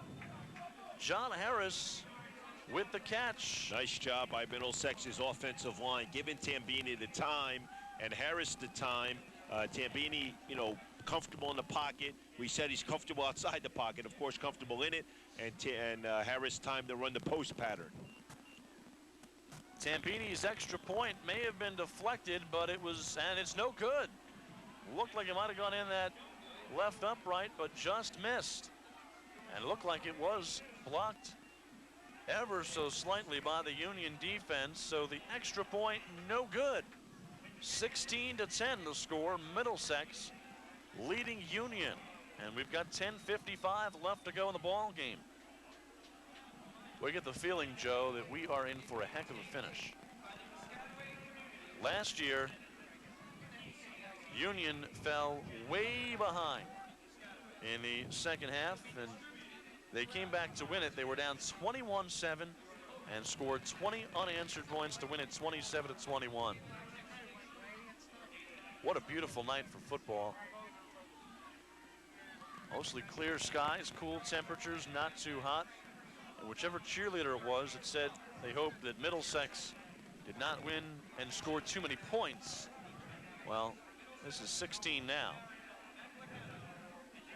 So they've had to do a total of 29 push-ups. So they weren't too disappointed about that missed PAT. No. Keep track of how many push-ups they've done and report to you by the end of the night. Middlesex to kick it off after the touchdown, a 32-yard TD strike from Mike Tambini.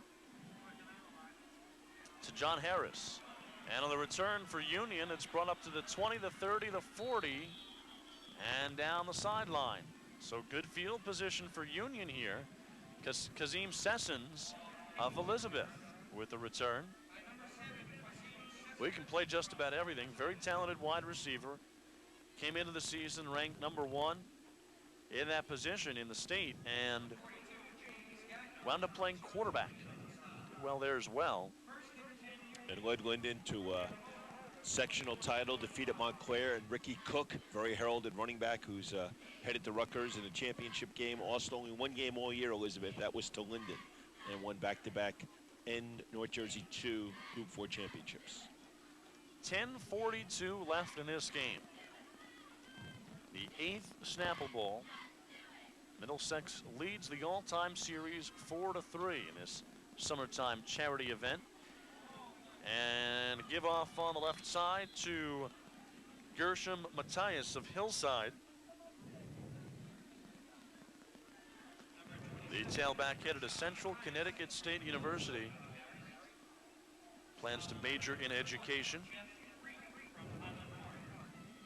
In his career, 1,634 yards and 11 touchdowns. And last season, 1,159 yards and 7 TDs. All conference, all county for a 9-2 Hillside team, and he also runs track and field. Going up on the 10-minute mark now, 10 minutes even left to go in Snapple Bowl lead. Ball on the Union 45 and Union with it. And it goes to Tysheen Epps, who bursts downfield to the 50 to the 45, and he is knocked down there on the play by Aaron Suzo of Old Bridge. In on that stop as well is Jason Carter of North Brunswick. 9:40 left. Union moving the ball with a good chunk right there.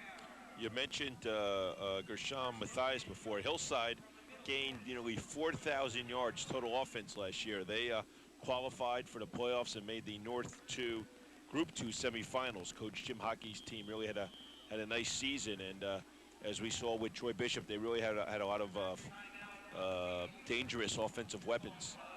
Union calls a timeout here. It is 16-10. Union trailing it right now, and they have the football. And Union's got to do something here. Middlesex has been able to eat up a lot of clock time when they have the ball, whether they score or not. They were able to score on their last drive, but even on the times where they have not scored, they have eaten up a lot of clock time. So Union's got to do something here. You figure with 9:19 left, if it takes them 2 minutes to get into the end zone, that's 7 minutes. They might have a chance to come back and take the lead, even if Middlesex eats up a lot of time and doesn't score. To back up your point, I might have missed a play or two because of all those flags were flying, but I think Middlesex's last drive was 19 plays. It covered 95 yards, so they certainly are capable of eating up a lot of clock and covering a lot of ground. And an awful lot of minutes, too. You know, about 6 or 7 minutes spanned the third and fourth quarters. Carried over, began all the way on their 5-yard line. And they were able to get all the way downfield. 9:19 left. 16-10. Middlesex leading Union. Union with the football on the Middlesex 40.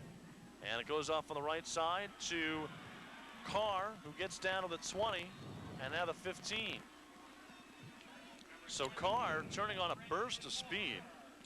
You know what I noticed now that I think Union's doing is they've had 3 different ball carriers carry the ball. I think before they were going with the same group for a series, and now they're getting in some fresh black. We saw Gershom Matthias carry the ball. We saw Tysheen Epps, and then we just saw Freddie Carr. So maybe their theory is let's keep shuttling guys in and out and hit the Middlesex defense with some fresh bodies. Carr's gotten the ball 9 times tonight. He only has 27 yards. They've been small gains, and a lot of that's been because he's been the ball carrier. 8:50 left to go here in this fourth quarter. They haven't gone to too many other people. This time they go to Clifton Freshwater, a new back in the game. Well, not new, but new at least on that play. We haven't heard his name in a while, and he picks up a yard or two. And that'll make it a 2nd and 8. Freshwater 19 yards now in the game. 8.5 to go, clock rolling. And a player down, getting up, that's Freshwater.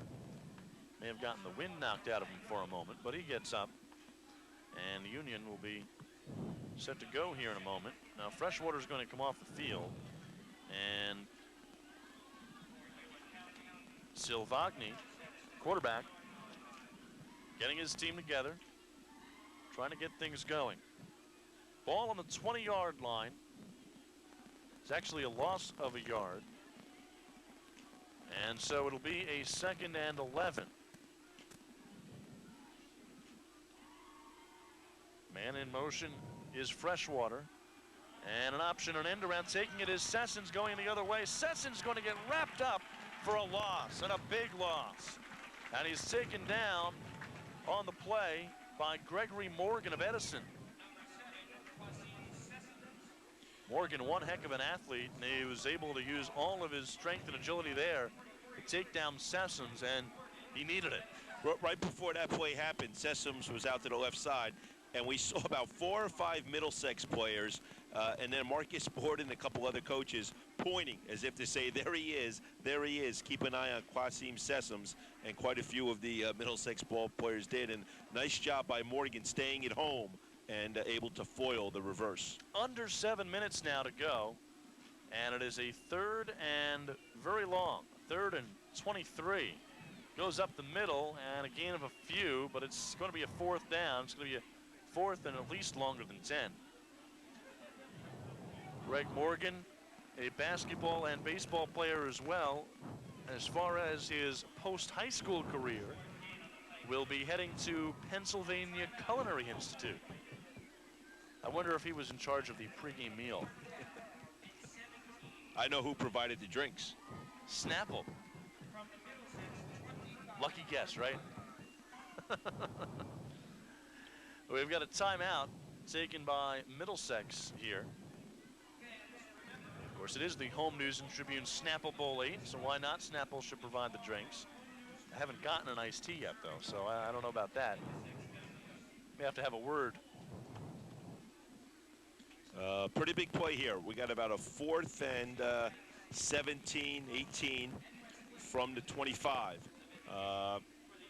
Could kick be about a 42-yard field goal. I don't think they're thinking field goal, though. No. They're down by 6 points, but pretty big play in the game. Because after this, we're at about approaching 6 minutes, 6.5 minutes, and if Middlesex can put together another drive, they might have a chance to put it away if Union can't convert here. Obviously, I think all eyes are going to be on Sessoms. It might even be worth it at this point to use him as a little bit of a decoy. Maybe he had tracked about 2 or 3 or 4 defenders, and then another Union player could be open. Now, with 6:32 left, there might be enough time for Union to get the ball back. Depends on what kind of field position they are to score. But you go for the touchdown here, and you can take the lead even with the extra point because Tambini had his deflected the other end. It didn't make it. Here's Silvagni, a long bomb right side, incomplete, and it was almost picked off in the end zone by Middlesex. So Union goes for it on 4th down, doesn't get it. James Malloy of A.L. Johnson was the intended receiver on that play. He was not able to get it. In fact, the defense had a better chance of hoisting that ball in. So it'll be Middlesex ball. And they will have it at the 25-yard line. So 6:24 left, and that's enough time. Big series for the Union defense. If they come up with a big defensive stop here, they're going to need it.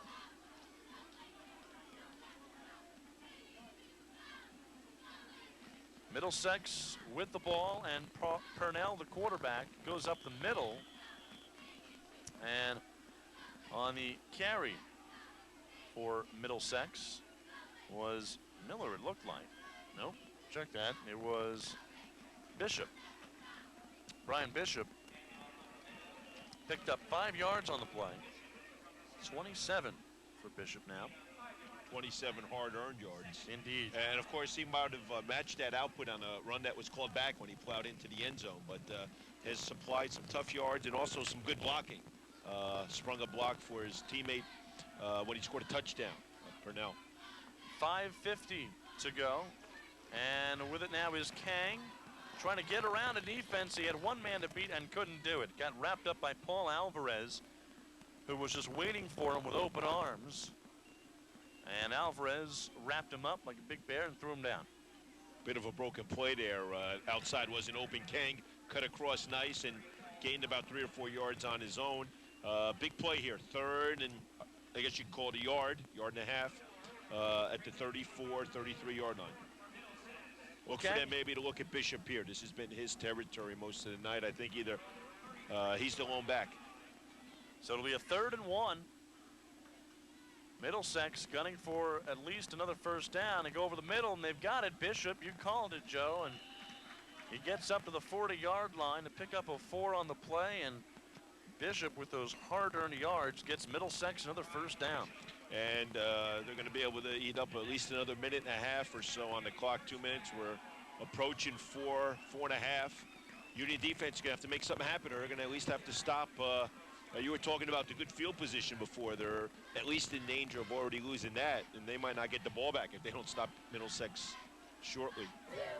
Look for maybe a pass here. You know, Union defense is moving up, more players in the box. And here it goes up the middle to Miller to the 45 to midfield to the 50 in the Union territory, taken down. Good for the first down, though. A 12-yard gain for Miller. Miller now with 10 carries and 76 yards. Union could be susceptible to a play action, or even if you get past your initial tackle now, because they're pulling more and more players up. And Union players know they need to stop, need to turn over. So they're all coming up, and the defensive backs, the linebackers, everybody's up a little bit closer now. Now, I'll tell you what, they're going to give a most valuable player award at the end of this game. Not an easy one to call tonight. First down for Middlesex, Union 47-yard line. Purnell, the quarterback, both he and Tambini have done well tonight. Purnell gives it up the middle. It's Bishop, and Bishop is able to pick up a couple of yards, 3 or 4. Union coaches are going to have to start thinking about calling their timeouts maybe soon. 3.5 left in the game. Second down and about 6. Well, I would say if they don't come up with a stop here on downs, if Middlesex is able to get another first down, they're going to have to start calling them. That's probably when you're going to have to hold it off until. 3:10 to go. A lot of people still here. Oh, indeed. You can never call a Snapple Bowl over until that final horn sounds. Oh, and getting blown away was Sal Petruzzi. Oh, wow. Stopped at midfield. And a loss of 6 on the play for Petruzzi. And it was Alvarez and Kusar. Gary Kusar providing the brunt of that hit. Petruzzi losing half his total yardage for the night on that one play. And he's lucky he didn't lose half his teeth on that hit. Huge, yeah. Good call. Huge play by Kusar. Puts up about 3rd and 11 and breathed a little bit of life into this Union defense. Still in Union territory, though, Middlesex. Purnell with it, looks to pass, has good blocking now, throws it down right side, looks for Bob Gardner, got it! Got it! Got it at the 15-yard line. Oh, boy. Down to the 15, a 33-yard pass. Wow. 33-yard pass from Mike Purnell. On the run, made a nice move out of the pocket. And boy, the Middlesex receivers have shown a lot of sure hands tonight. You put the ball near them, they've hauled them in, especially Baumgartner. Baumgartner, 3 catches, 68 yards. And 59 yards each passing for the 2 quarterbacks. Nothing much on that first down try. Unbelievable to look at what these quarterbacks have thrown, some really nice passes. John Baumgartner has done a lot of the catching of those. They have come in some big spots. And he's also completed a couple too. He could be a candidate for MVP. You're throwing the hint out there, aren't you? minute 40 to go, and a 2nd down and 12. Clock still running. Union, I believe, has 2 timeouts left, so I look for them to call one here after this play if they after Middlesex runs the ball. Middlesex may have 1. We got a flag on the play. They take too much time. Indeed they did. So delay of game against Middlesex. It's going to bring them back. And it'll be a 2nd and 17. The ball on the 22-yard line of Union. Middlesex punches it in here. It should be over. You'd have to, a little too early to handicap the MVP or to talk about it right now, but Tambini would have to be a candidate. Purnell, Baumgartner you mentioned. I would tend to think Baumgartner at this point because he's made a couple of big catches. He's caught passes from both of them and has thrown a few. Complete himself. He's the only one who's caught him and thrown him at this point. And offside, so Middlesex will get that 5 yards back that they lost on the delay of the game. There you go. Offsides on Union. We've seen this before. Yes, about the same part of the field. Deja vu all over again. Great Yogi Berra once said. So now it's a 2nd and 12 once again. A do-over, if you will. And this time it goes to Chuck Seria, the fullback, getting a late game touch here. And a timeout called by Union with 1:10 to go. That's a pickup, by the way, of 3 for Chuck Seria. It's actually his first carry of the game, by my account. And the timeout called by Union, so they've got 1 left. Each team with 1 timeout remaining. Middlesex doesn't really need it at this point. Union definitely could use it. It will be a 3rd down. So look for, I would think Middlesex is going to keep the ball on the ground here. Try and run that clock down. And 17, I would think they might try, they could try a field goal if they want with Tambini, or they could maybe try to run it again on 4th down to eat clock. I would go for the field. I would have to imagine he'd go for the field goal. Anything here. That would make it a 2-possession game with only a minute left. That would put them up by 9 at 19 to 10, and anything at this point, any score would make it a win just about for Middlesex. So they'd love to punch one in here, or if it gets to a 4th down, go for that field goal. 70 seconds remaining in this one. The Home News and Tribune, Snapple Bowl 8, coming down to this. These next couple of plays, Purnell, the quarterback in there for Middlesex, keeps it, runs it himself, stays on his feet, eludes 1 tackle, still on his feet, running backwards, eluding another tackler, and now he's going to be taken down to the 20-yard line. A loss of 5 on the play. Purnell got in a little bit of trouble and then got in some more. He stayed in bounds, and he kind of like was running his own little delay game. And clock's still running. Union must be out of timeouts. I think Middlesex is going to wait till the play clock would be down to like 1 or 2, and they'll call timeout. He ran a lot of time off the clock too, Purnell did, by doing that. I might be dating myself by saying the old 4 corners offense. We don't see that anymore with the shot clock, but he kind of wasted some time, and even though he lost yardage, it was a good play. I think it did take him out of field goal range, though. May have. Ball is on the 20-yard line, so about a 37. 37-yard attempt. Not impossible. There's no wind here tonight, so. But I just think that football coaches tend to think about what could go wrong, and I think with a 37-yard field goal, a block kick, you know, a bad snap, and you're giving Union, you know, there's already been a bad opportunity. So I think that they're probably going to run a play, take off some more time, and just leave Union with about 15 seconds left or so. 24 seconds left in this game. We did have the timeout, so we'll see what comes out of it. A field goal here would put Middlesex up by 9. They're going to line up for a field goal. They are going to do it. Tambini on for the field goal.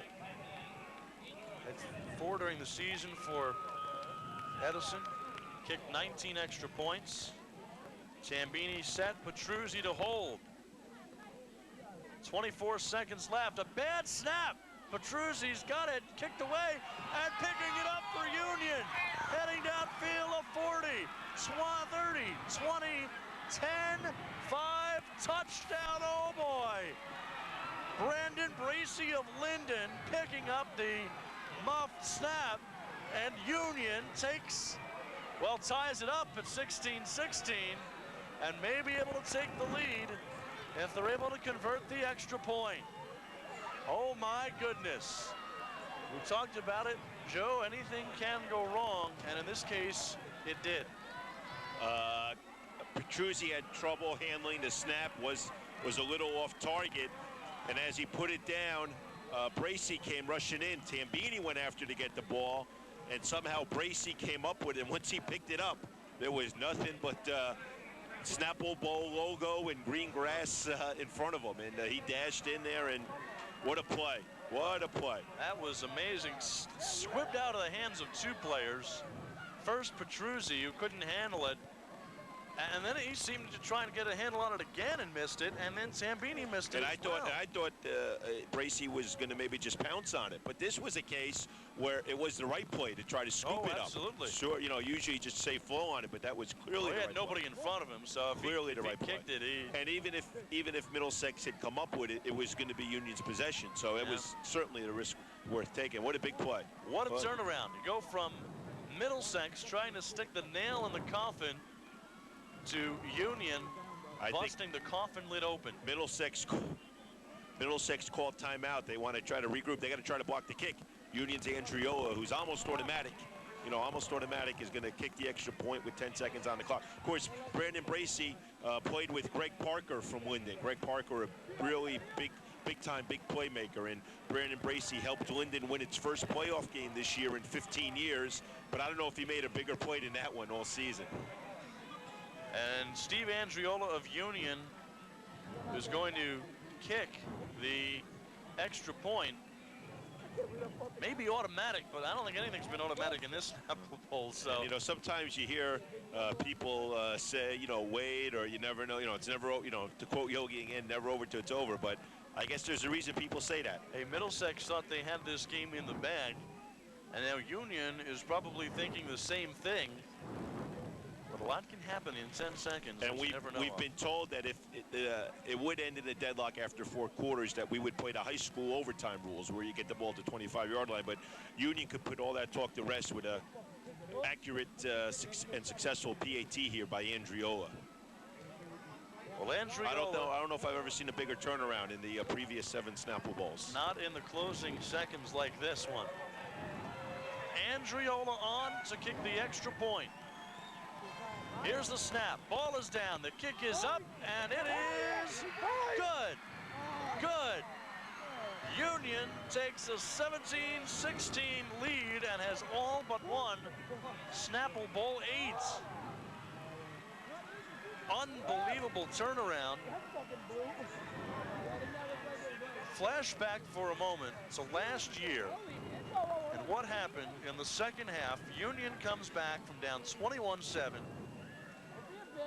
Rahway's Steve Brown scores with 30 seconds left from 2 yards out for the game-winning touchdown. If you think that is dramatic, how about Middlesex with a 16-10 lead?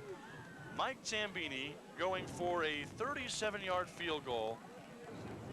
47-yard field. 37-yard field goal. With a 6-point lead. With a 6-point lead. 24 seconds on the clock. The snap muffed and a run back all the way for the touchdown. And then the extra point, and Union going from being down 6 and possibly down 9 to going up 1. A little bit of info on Bracey. Again, helped Linden win its first playoff game, or in about 15 years. He had 3 interceptions this year, 51 tackles, and scored 5 touchdowns for the Tigers and Coach Bucky McDonald. He is headed to Montclair State, where he's expecting to play cornerback and safety. And on these bio sheets, they asked who you would like to thank or who was responsible for your success. And he said, I would like to thank my mother for always being there when I needed her. I love you, Mom. And that's a lot of the players, a pretty nice thing. A lot of the players said that, and that's good to see. And I hope his mom was watching on that play. I hope so. The kickoff goes to Middlesex. They have it at the 30. And one last-ditch effort. I think we'll see a few defensive backs back for Linden. For Union. Thinking about Linden because of that play by Brandon Bracey, but from Union. Well, Brandon Bracey from Linden will be back there. 8 seconds left, and the ball on the 32-yard line. Well, we talked about Union practicing their special teams. I don't know if they practice their field goal block that much, but certainly a big special teams play. 8 seconds left. Purnell is the quarterback on this last play in the shotgun, takes the snap, looks to throw it, keeps it himself. Now he throws it, long bomb downfield, and it's a heads That's going to come back. He was past the line of scrimmage. I was going to say that. Past the line of scrimmage. Completed the pass in a way, but the flags in the play. The flags came late. I was waiting for the flags to come. They didn't come. He was about 6 yards past the line of scrimmage. But I think Union will decline it and the game will end. I think so. As the clock is run down, and that should Union will just wave it off. Snapple Bowl 8. Well, in all of this, Joe, I think you can say one thing as the penalty is declined. And that'll be the end of the game. And Union will take Snapple Bowl 8, 17-16. I can say one thing. The pesky dilemma of who the MVP should be, I believe, has been solved for us, hasn't it? We wasted a lot of breath before. We did indeed. Brandon Bracey of Linden, the hero in Snapple Bowl 8. By himself almost, winning this game for Union, recovering a fumble on a 37-yard field goal attempt by Mike Tambini after the snap was fumbled, picking it up at the 30-yard line, his own 30, and running it 70 yards the other way for a touchdown. And Union wins it 17-16. Have you ever seen such a finish? I hate to say, most exciting, but that was one of them. In 15 years of covering high school football, that was very, very exciting, very unexpected, very dramatic. And credit to Union. Brandon Bracey made a great play. Not to sound cliche-ish or corny, but as you see the team shaking hands, certainly the Union team is the winner tonight. The Union team ties the series now at 4 apiece. But really, a lot of winners tonight, especially the charities involved, Children's Specialized Hospital, the Lakeview School in Edison, and everybody involved in the game, from the players and the coaches to their families. Middlesex is going to be dejected right now and all, but hopefully after they've had time to think about it, they realize that they were really part of something special. A lot of fun here in this Snapple Bowl. Union wins it 17-16. The Home News and Tribune Snapple Bowl 8. We'll be back to talk a little bit more about it and wrap it up here on PCTV in just a moment. Back here at J. Doyle Field in East Brunswick, Snapple Bowl 8 ends in a 17-16 win for Union. Joe Skreck, final thoughts? I think it was a great game, very exciting. Dramatic finish, well-played game. We saw some turnovers, saw some razzle-dazzle play, saw some good defense, and again, a lot charities and a lot of children helped, and a very memorable night for a lot of high school football players. If the superlatives to describe Snapple Bowl 7 are accurate, then this one should surpass it. It was Union winning it 17-16, and the MVP in this game, although it hasn't been officially announced, I would have to say it would be Brandon Bracey of Linden, who brought Union from down 6 and potentially down 9 to tie the score at 16-16 after a failed 37-yard field goal attempt because of a fumble on the snap to South Petruzzi and the attempt by Mike Tambini of Edison. It was Brandon Bracey who was able to pick it up at the 30-yard line, go 70 yards for the touchdown, tied at 16, and the extra point nailed it did Steve Andriola of Linden, and that makes it a 17-16 final, and the MVP of the Home News Tribune Snapple Bowl 8, Brandon Bracey of Linden. Thank yous out to our crew down in the truck and to Joe Skreck of the Home News and Tribune. Pleasure doing the game with you, sir. My pleasure, Mike. Mike Pavlichko saying so long from East Brunswick's J. Doyle Field. Home News Tribune Snapple Bowl lead. Final score 17-16. Union defeats Middlesex. Have a good night, everyone.